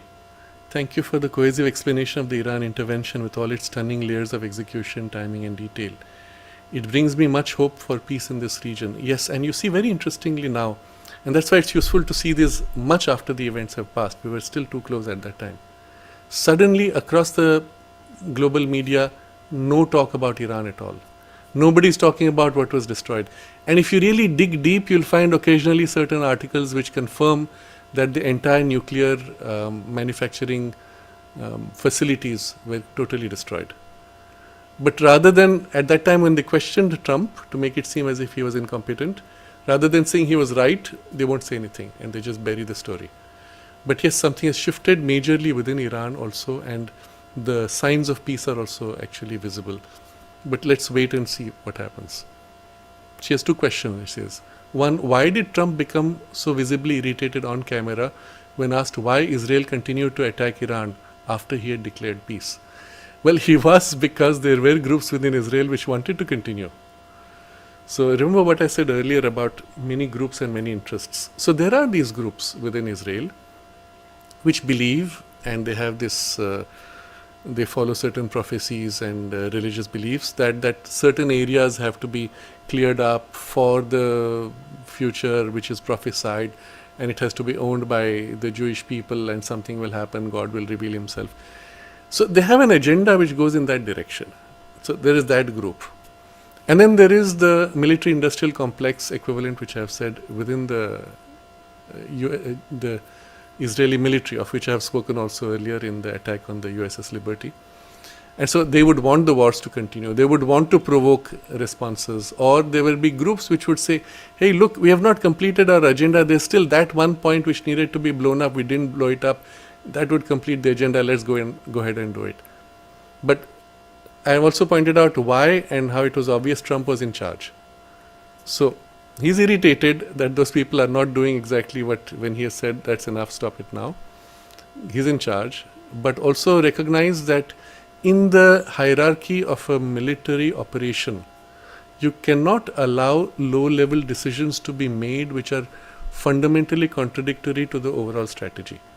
Strategy was being held at a level where I had pointed out last time earlier that Trump was directly negotiating with the leadership in Iran and telling them, you do this, we'll back you, otherwise we'll do that, we'll take further steps.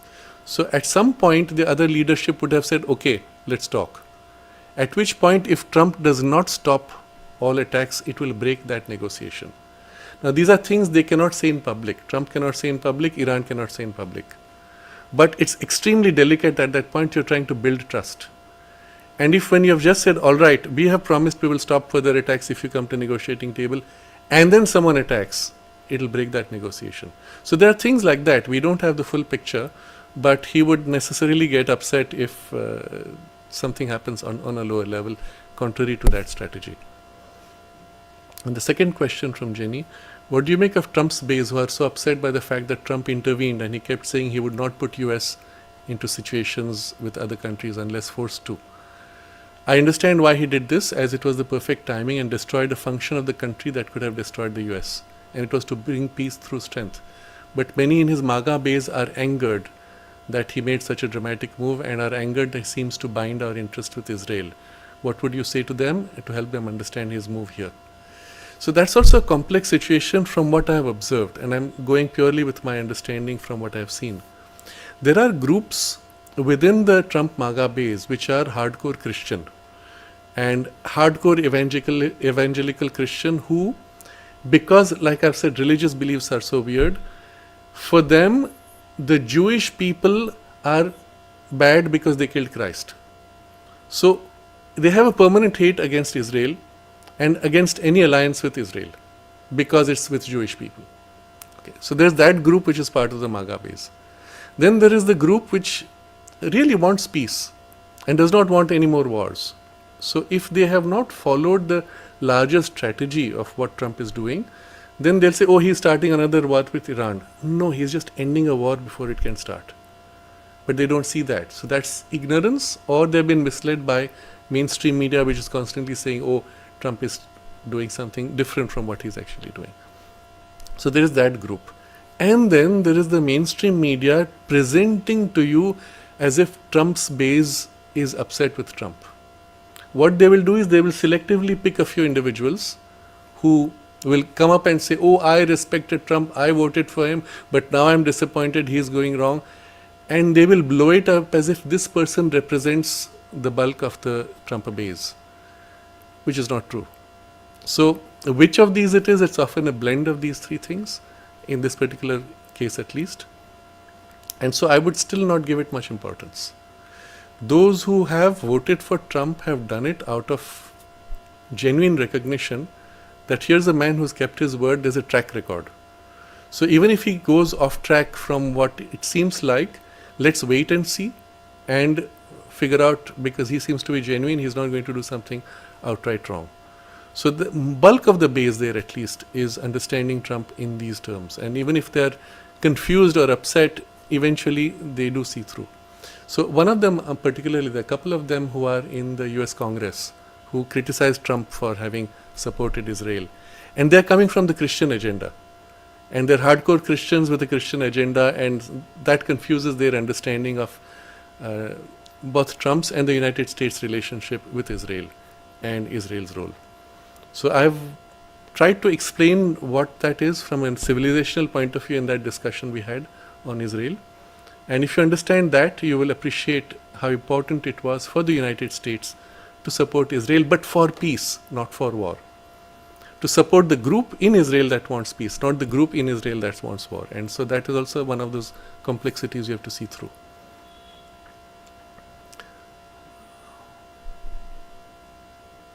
Okay, I'm going to look at the chat box because if there are any questions, today it is intended to cover a lot of things. So.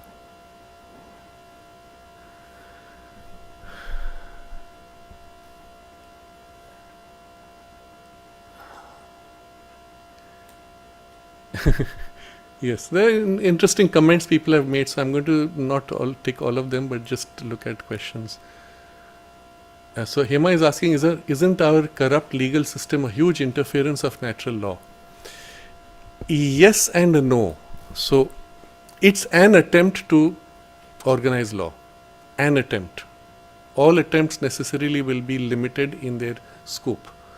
In this case, it was an unthought structure. That is, at no point did the Indian lawmakers stop and say, what is it that will work for us? They were, and I'm going to use this word a bit strongly, they were lazy out of inertia of thought. They imitated and replicated the British system without questioning or thinking. Many of them were not sufficiently grounded in their own cultural values. Many were, but many were not. So this blind adaptation, unthinking adaptation was convenient because it avoided the questioning and debate and thought. So what in fact happened when India's constitution was created, it was not that Ambedkar wrote it. That's a wrong idea presented today. He was chairman of a committee which assembled the constitution. And the committee itself had 300 members, if I remember right, or nearly so. I remember reading from Arun Shuri, he has documented this in great detail. And so they went through various constitutions of the world, took out chunks and pieces, packaged them together and put it all together, and Ambedkar was the chairman. He himself didn't think much of it. So there's a statement which Arun Shuri quotes him as saying, at the end of that whole exercise under Nehru, he takes that whole Indian constitution in parliament, it's on record. He says, I do not consider this document worth the paper on which it is printed. In other words, he recognized that it was a hack job.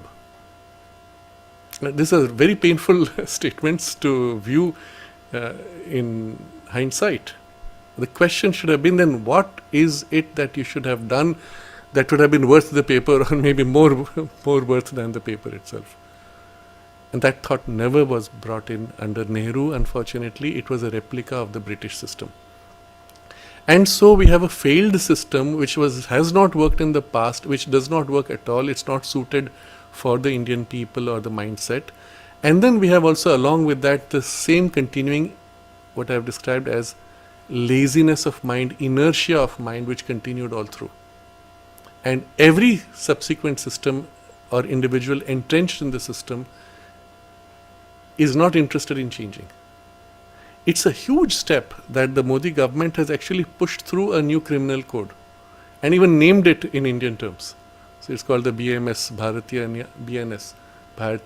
Nyaya Samhita. Even that as a name is unheard of. It would have been normally written in English because, British were our masters and English is the link language, because if you do anything in Sanskrit, there'll be enough people who will say, hey, that's imposing on us.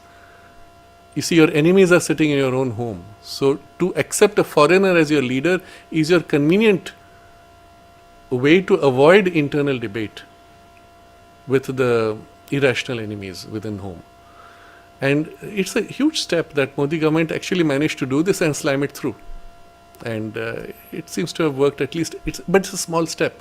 You need a whole revamp of the judicial system itself, which they cannot do because the system has entrenched itself and is refusing to correct itself from within.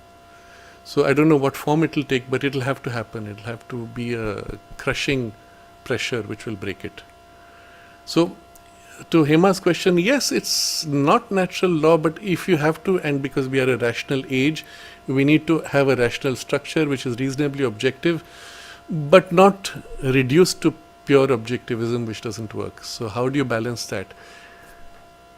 You have to start the process at least. And I'm saying it's not going to be easy.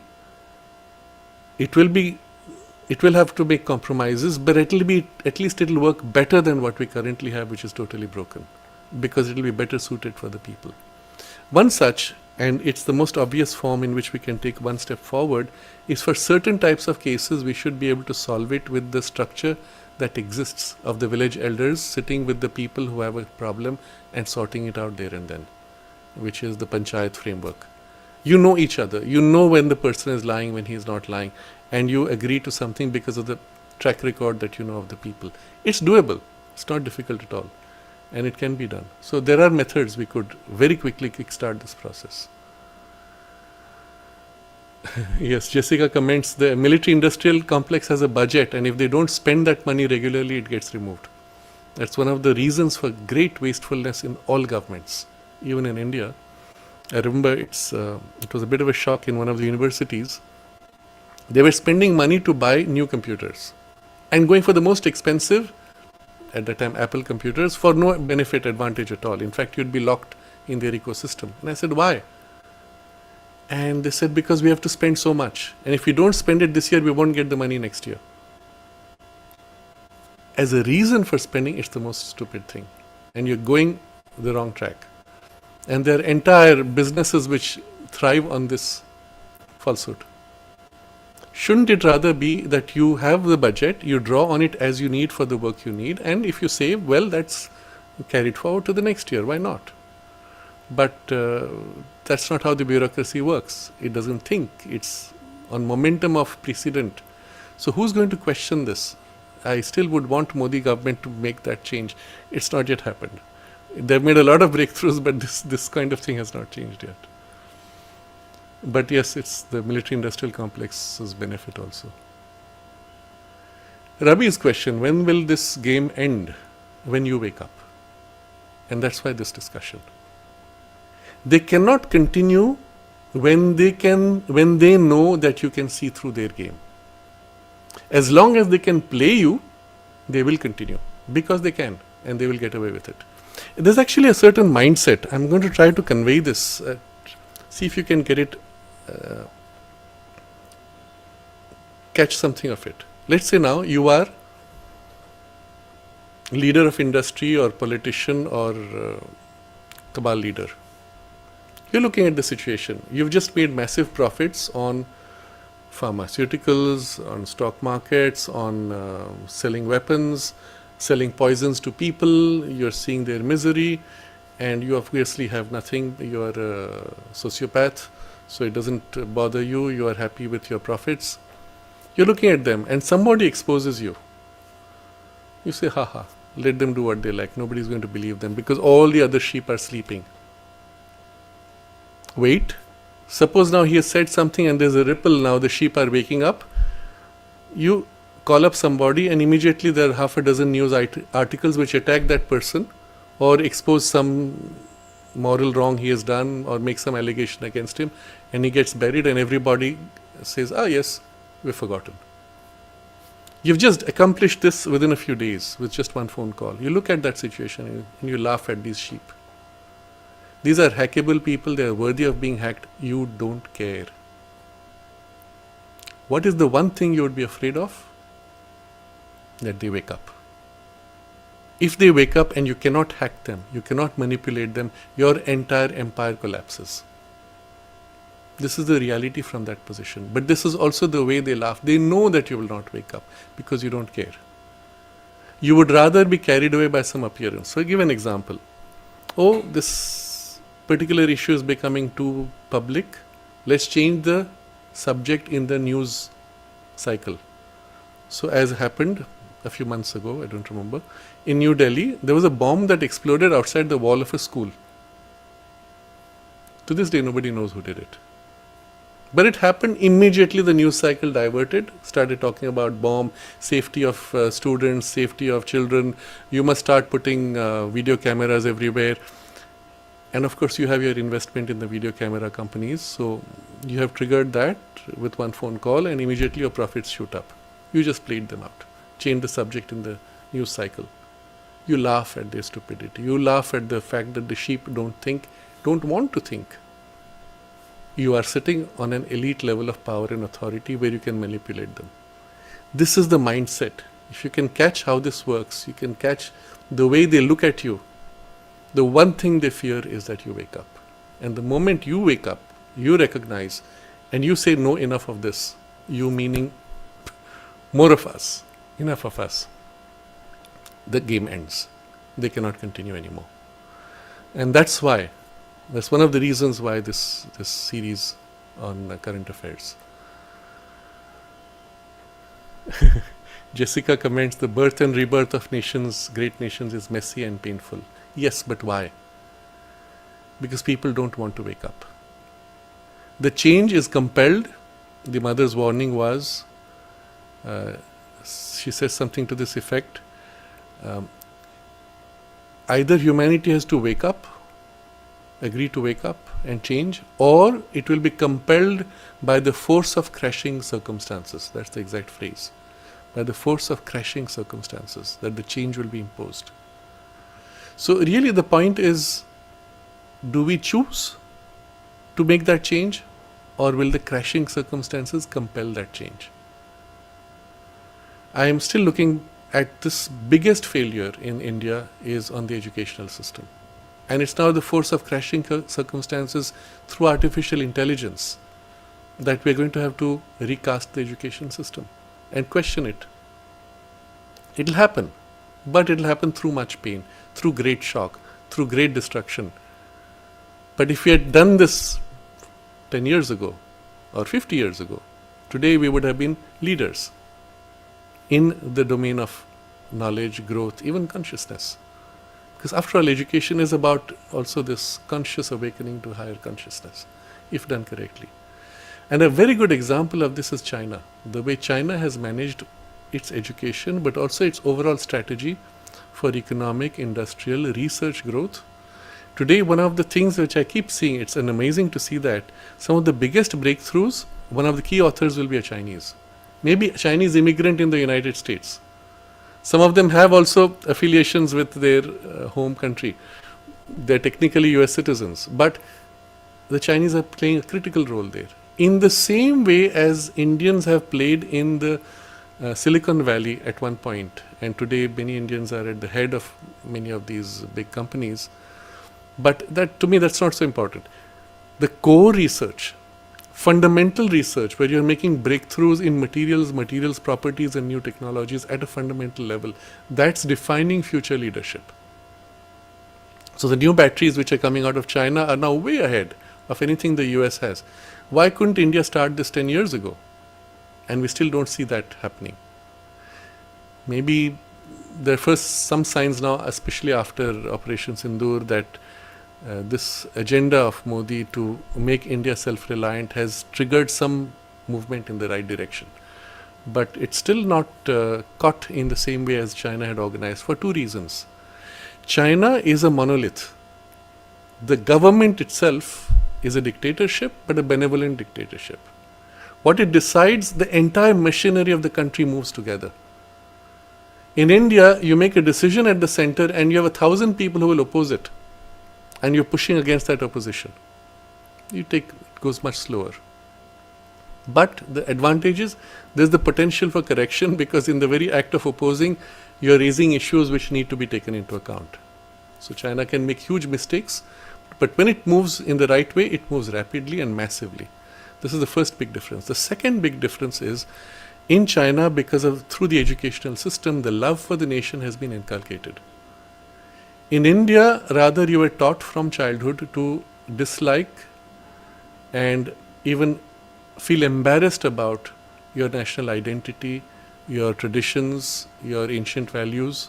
To this day, in our textbooks, we still don't have deeper knowledge which come from the Upanishads or the Bhagavad Gita or the stories of the Ramayana or Mahabharata. Because if you do that, then again you have your own enemies within the country who will pound say, hey, that is religious teaching. No, it's not.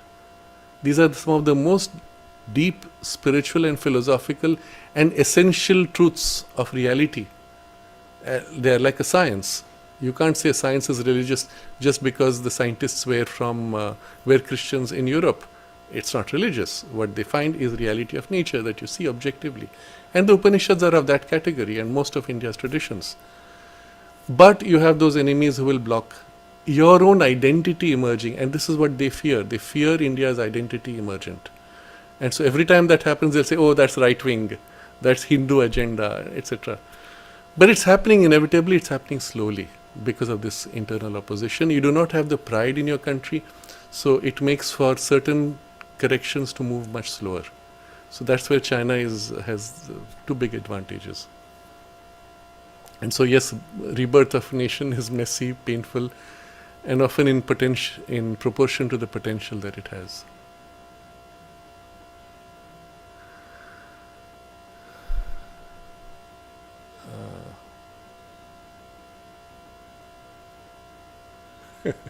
It's an interesting point. Eric says, do you believe that the name Big Beautiful Bill in America, that's how Trump promoted his bill, may be a so-called counter mantra to build back better? I didn't think about it, but it makes a lot of sense. So there is one of these things which goes into a domain which is somewhat occult, that the Cabal has, especially the satanic dimension of the Cabal, uses a lot of mantras, or the principle of the mantra, but in a negative way. It's there through cinema. They push certain key phrases and certain forms of behavior. It's going a lot through music videos particularly, and through key phrases politicians use. And these are often programmed to trigger certain kinds of behavior and responses. And the programming itself is done using technologies I've mentioned before. So one of the things you saw with around the time of COVID, all these cabal-controlled politicians, all of them came out with the phrase, build back better. B.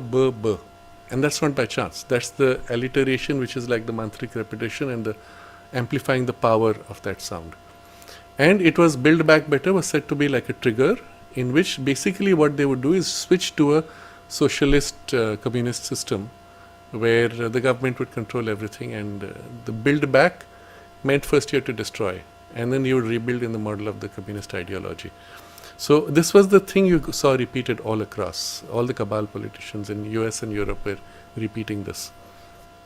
And I did not realize until Eric points out that Trump repeating Big Beautiful Bill again and again, I don't know, perhaps it is, or it's a coincidence, I don't know. But it's an interesting observation.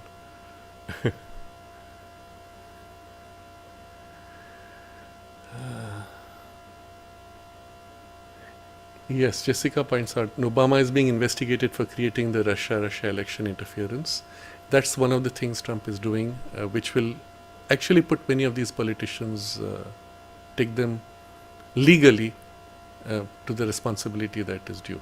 Oh, there was a second thing I wanted to mention. This is very important, I remember now. So what happened under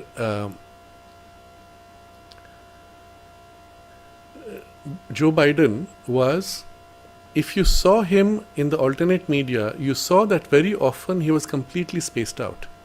He would stand there with a blank stare for several minutes, or he would stop talking in the middle of his speech and suddenly switch to something totally meaningless.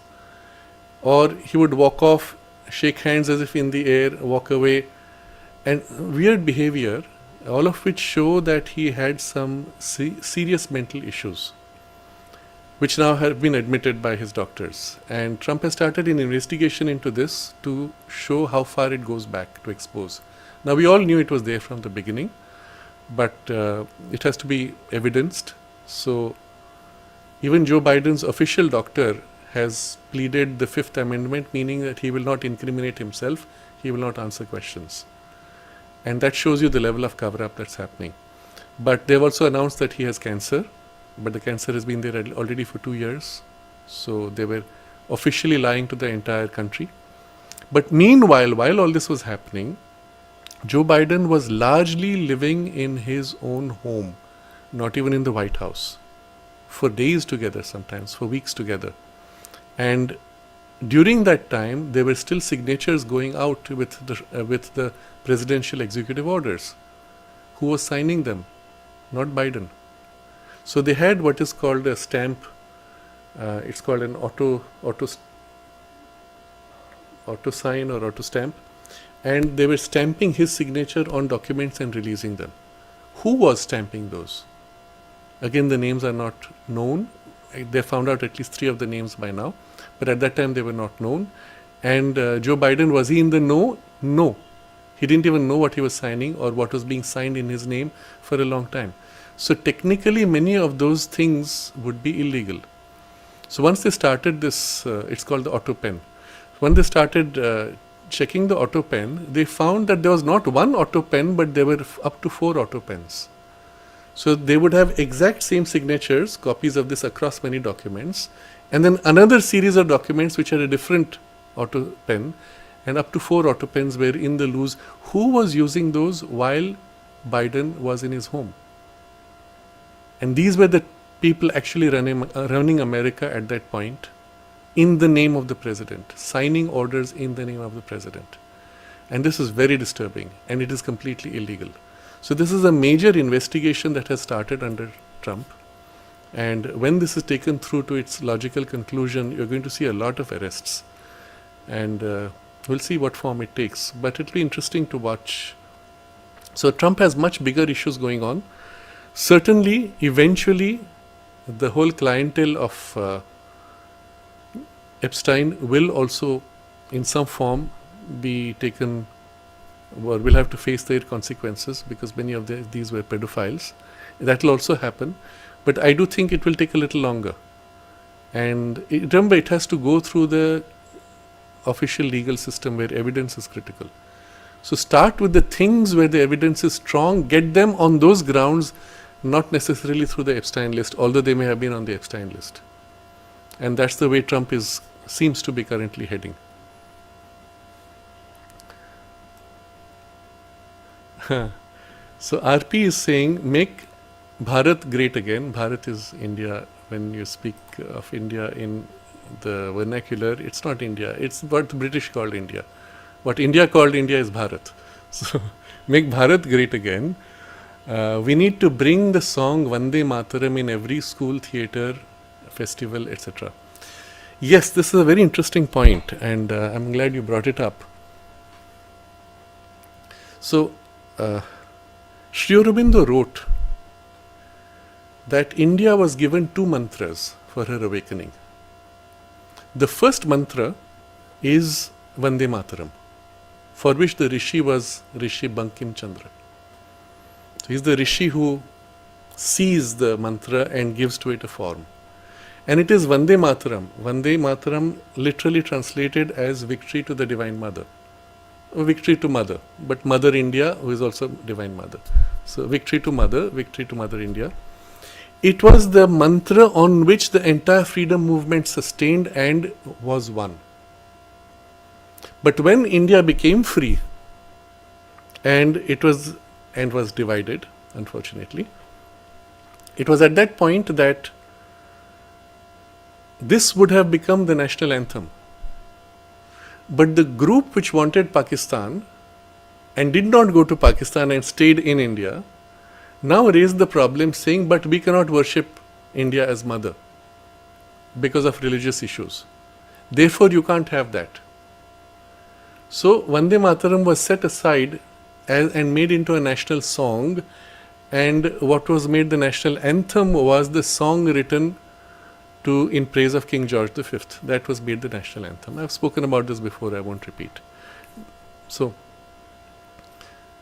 this was the first loss.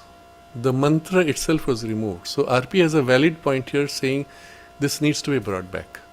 And yes, if you want to keep national anthem, do it, but end with the technically national song, but let that be in the lips of everybody, worship of Mother India and as Divine Mother. So then, yes, this would lead to a great awakening. But this was the first mantra, which is the second mantra. That is interesting. And then Sri Aurobindo writes in that article, he says, and the second mantra has yet to be revealed. This was in the article he wrote during those days of the freedom struggle. Subsequently, there was another article where he tells you what that second mantra is, and that is from the Bhagavad Gita, which is quoted in the 18th chapter as, I translate in English first, abandon all dharmas and take refuge in me alone, God says, and I will deliver thee from all sin and evil. Sarva dharman parityajya mam ekam sharanam vraja aham tvam sarva papebhyo mokshayishyami ma shucha. Do not grieve, I will liberate you from all difficulties. So this abandoning all dharmas in alignment to a self-giving to the divine will, in service to the divine will, You see, it would be a natural consequence from Vande Mataram. But this is a spiritual poise which goes beyond the emotional and devotional content to becoming a conscious instrument of the divine, for which the country is not yet ready, or not enough people are ready. And that's why the second mantra is still in abeyance, or waiting to be activated by when enough people awaken to this. And which effectively means you have to be consciously choosing the sadhana of becoming a conscious instrument to the divine. And more in India, at least in leadership positions, decision-making positions, should be able to do that. And as that happens, this mantra will also work through them to liberate more and more. Yes, and I don't know if we have almost finished our time. Jessica comments that yes, there are pictures of Clinton getting a shoulder massage from a 16-year-old girl, and that lady now recently killed herself. She was in Australia. And she was not the type, she had already said that she would never commit suicide, but she was as if made to commit suicide. So yes, there is a lot of that happening, and it's a very powerful cabal group that will protect its own interests. So in terms of battles, that's not the direct route through which you can bring those people to consequence. You have to go through other routes, knowing those are still your targets. And in my opinion, that's why Trump is not pushing too hard on the Epstein list.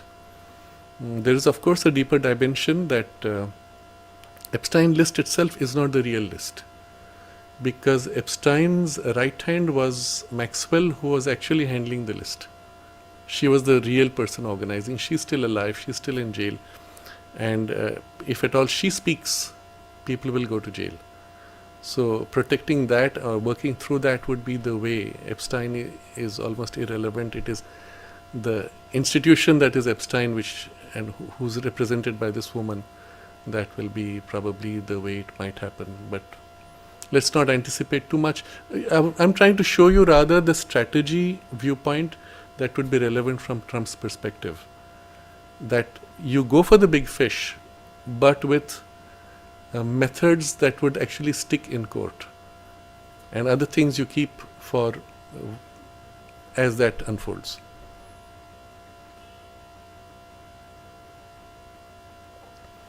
Yes.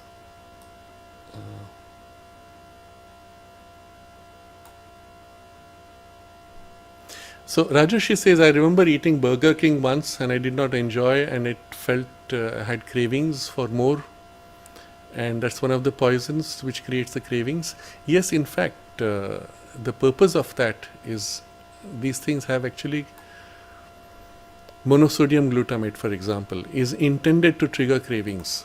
You eat a little bit, and then it triggers the need to keep on eating. And the more you eat, the more you feel the need.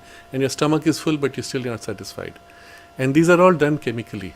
They're triggered, they're intentionally done to sell more. But what is the consequence in your stomach? So there are various videos. There was a documentary which worked on the food. I don't remember the name. If someone remembers it, you can type it out. Where they showed you, and they interviewed people who would design these foods which are sold by these multinationals. In some of them, they would add paper in ice cream to give you the sense of the milk cream, what we call malai in India, in Hindi. To give you the sense of that, because that easily dissolves in ice cream, it can get frozen and structure broken. They put pieces of paper. So as you ate, you had these little pieces of paper that would come in your mouth, and you thought that was the cream. Oh, you said, oh, this is wonderful, I'm enjoying the cream. And the ice cream itself, if it's going to melt by mistake and then reharden, loses all its structure. So it was made of foam which was frozen, it was never ice cream. So much of what you eat in the United States as ice cream is frozen foam, with all this paper and other chemicals for various kinds of flavors and taste and smells. Everything was manufactured, nothing was real. And in the advertising they will say, with real flavor, or with the flavor of real mango, or whatever it is, flavor of real mango. And they lie to you in this way, and you don't think, because you're programmed. You say, oh, real mango is written big and flavor of is small, so you don't notice. It's got real mango, how wonderful. And how much is real mango? Even if it were It would be 1% or 0%. They put a little powder, we put real mango. All the rest is constructed materials. So yes, there's a lot of that kind of poisoning going on. And under JFK, RFK Jr., hopefully a lot of this will be corrected. But the process has started, and for me that's already a huge step. So far it had not even started. There was no hope even of it starting.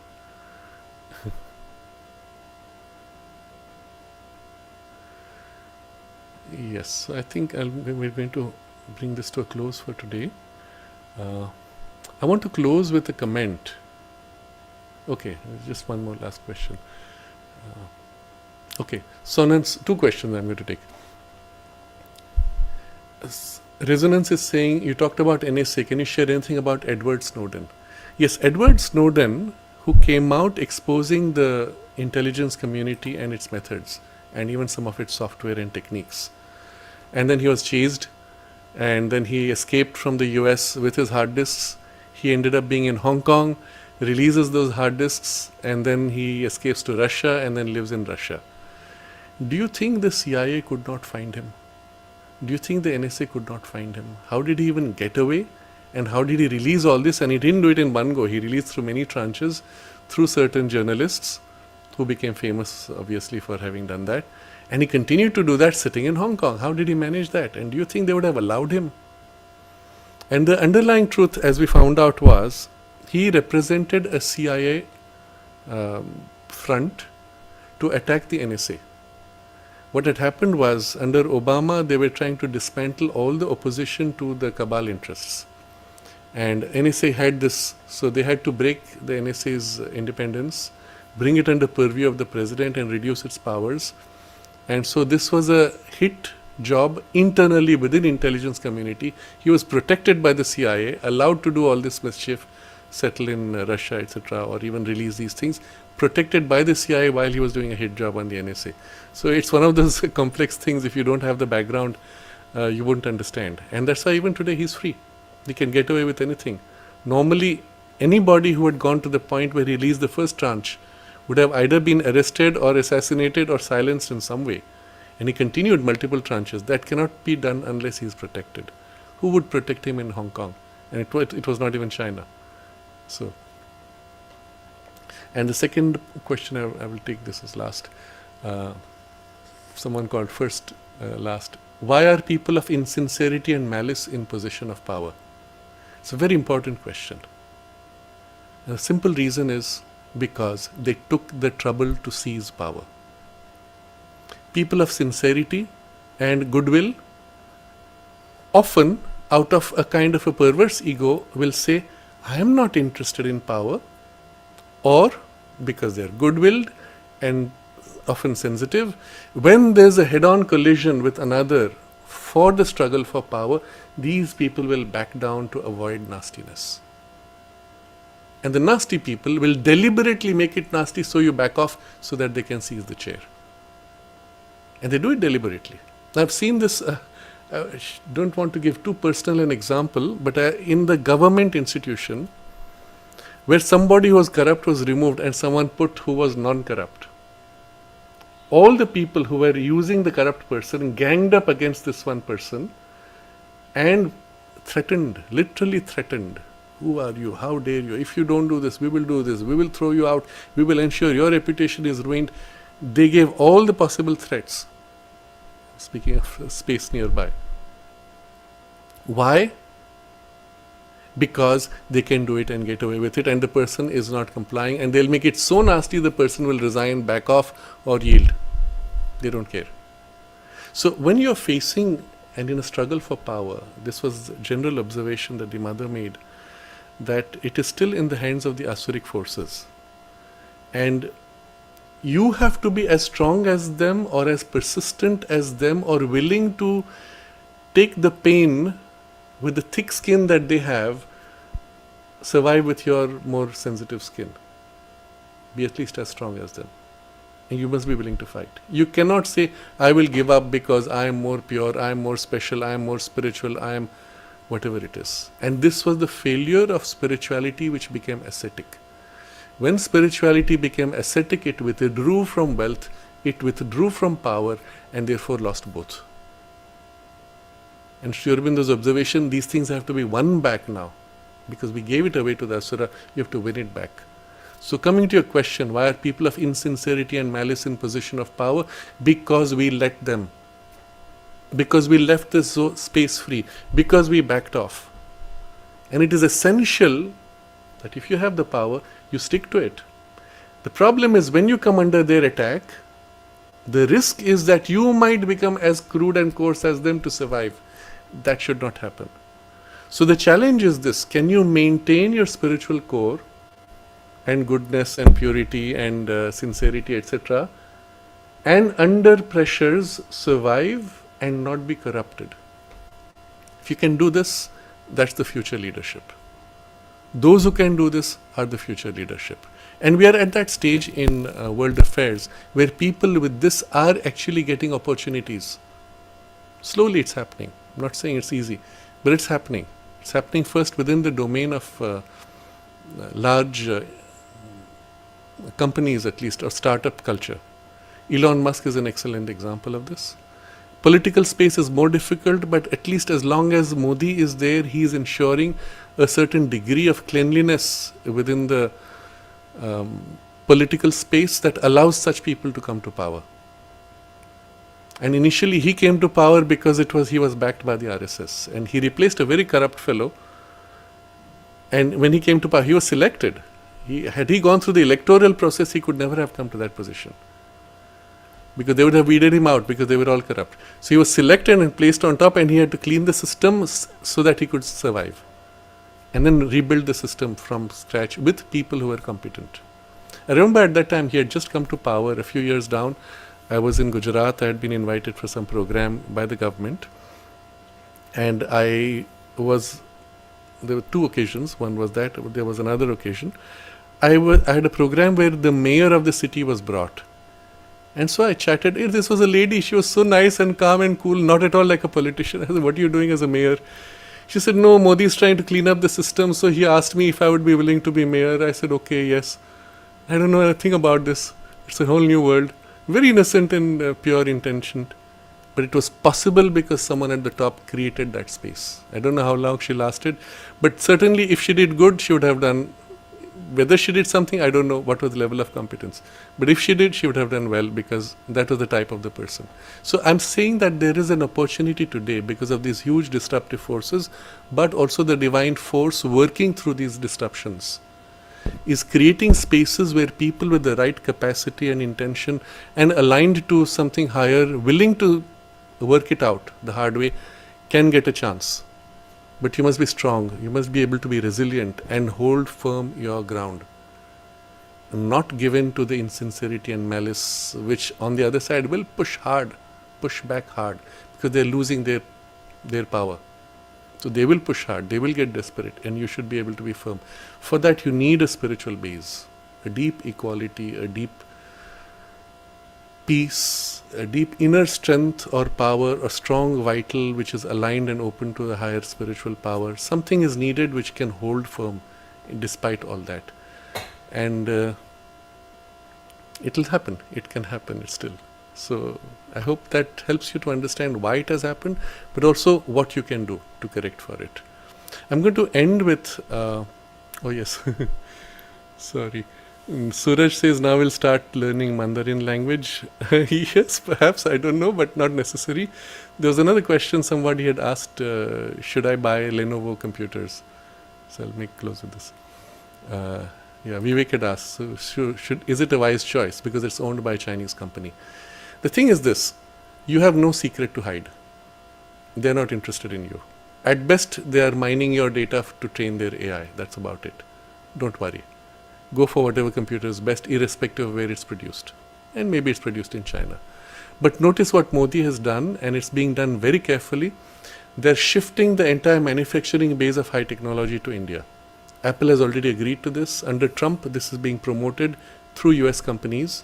So more and more high-end technology will be produced in India as a counterbalance to China. It will still continue in China. China will still have a leadership position.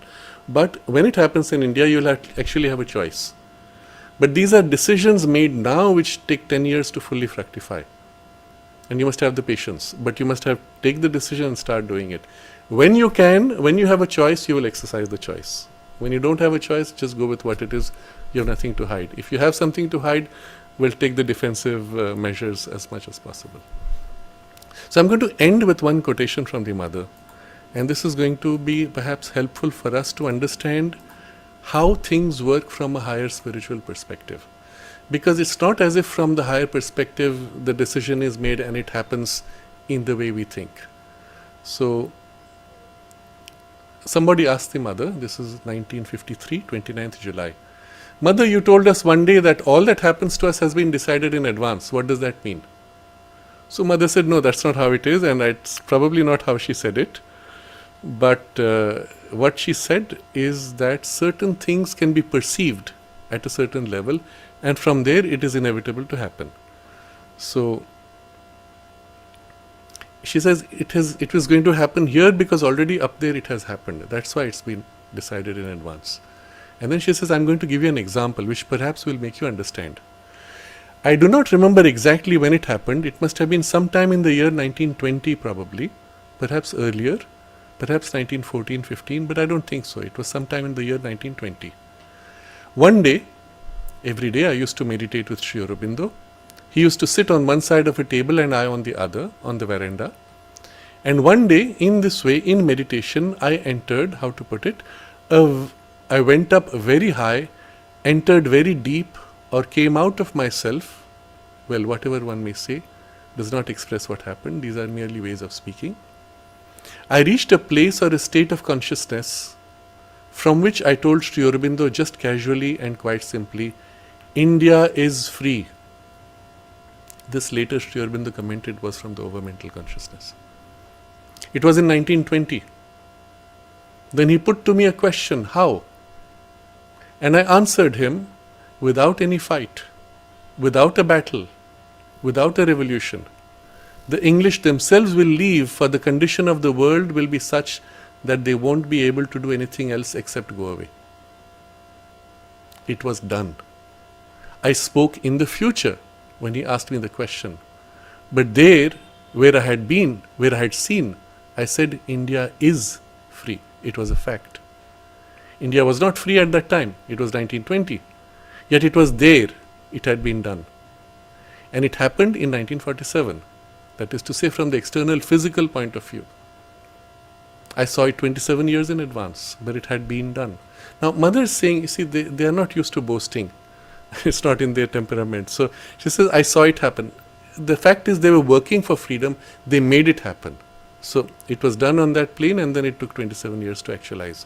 But I've mentioned before, it would have happened within 2 years, except for Gandhi misdirecting it and delaying it. But she doesn't discuss all that here. Then the person asks, could you see Pakistan?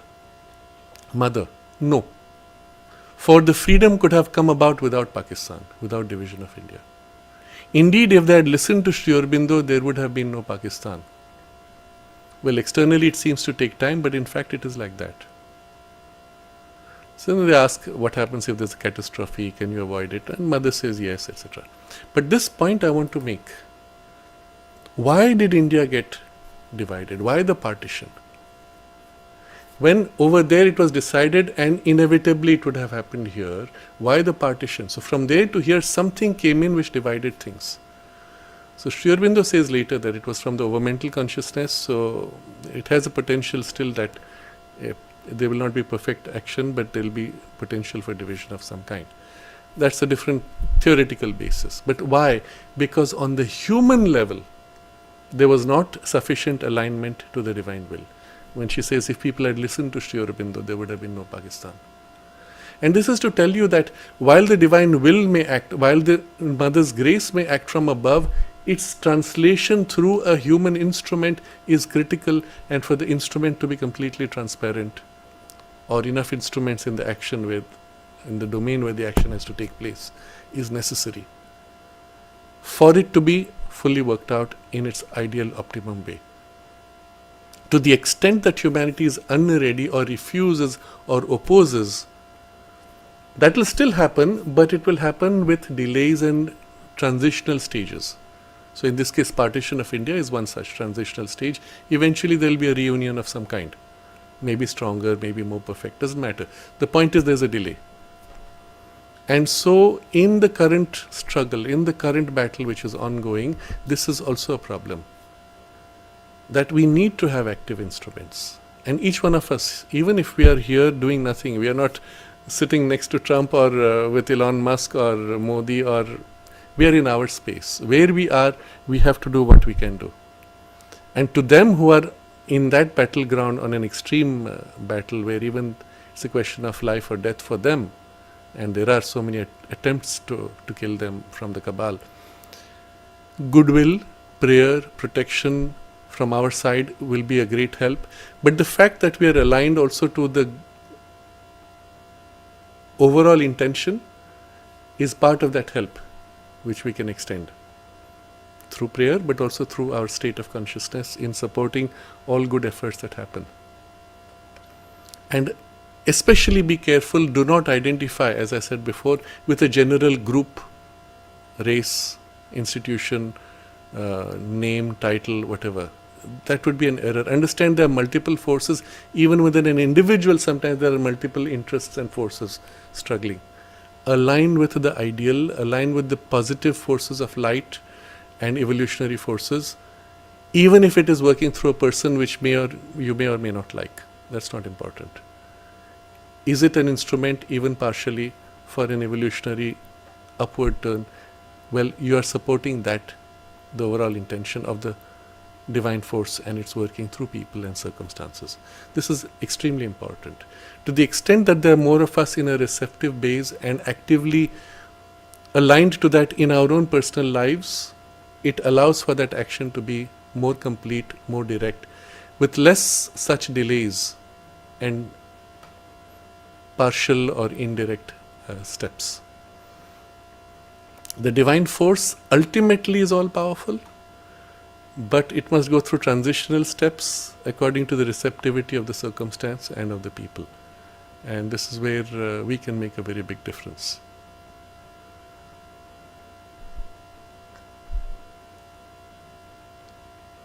So let's all aspire for this and consciously pray for the best outcome in this evolutionary unfolding.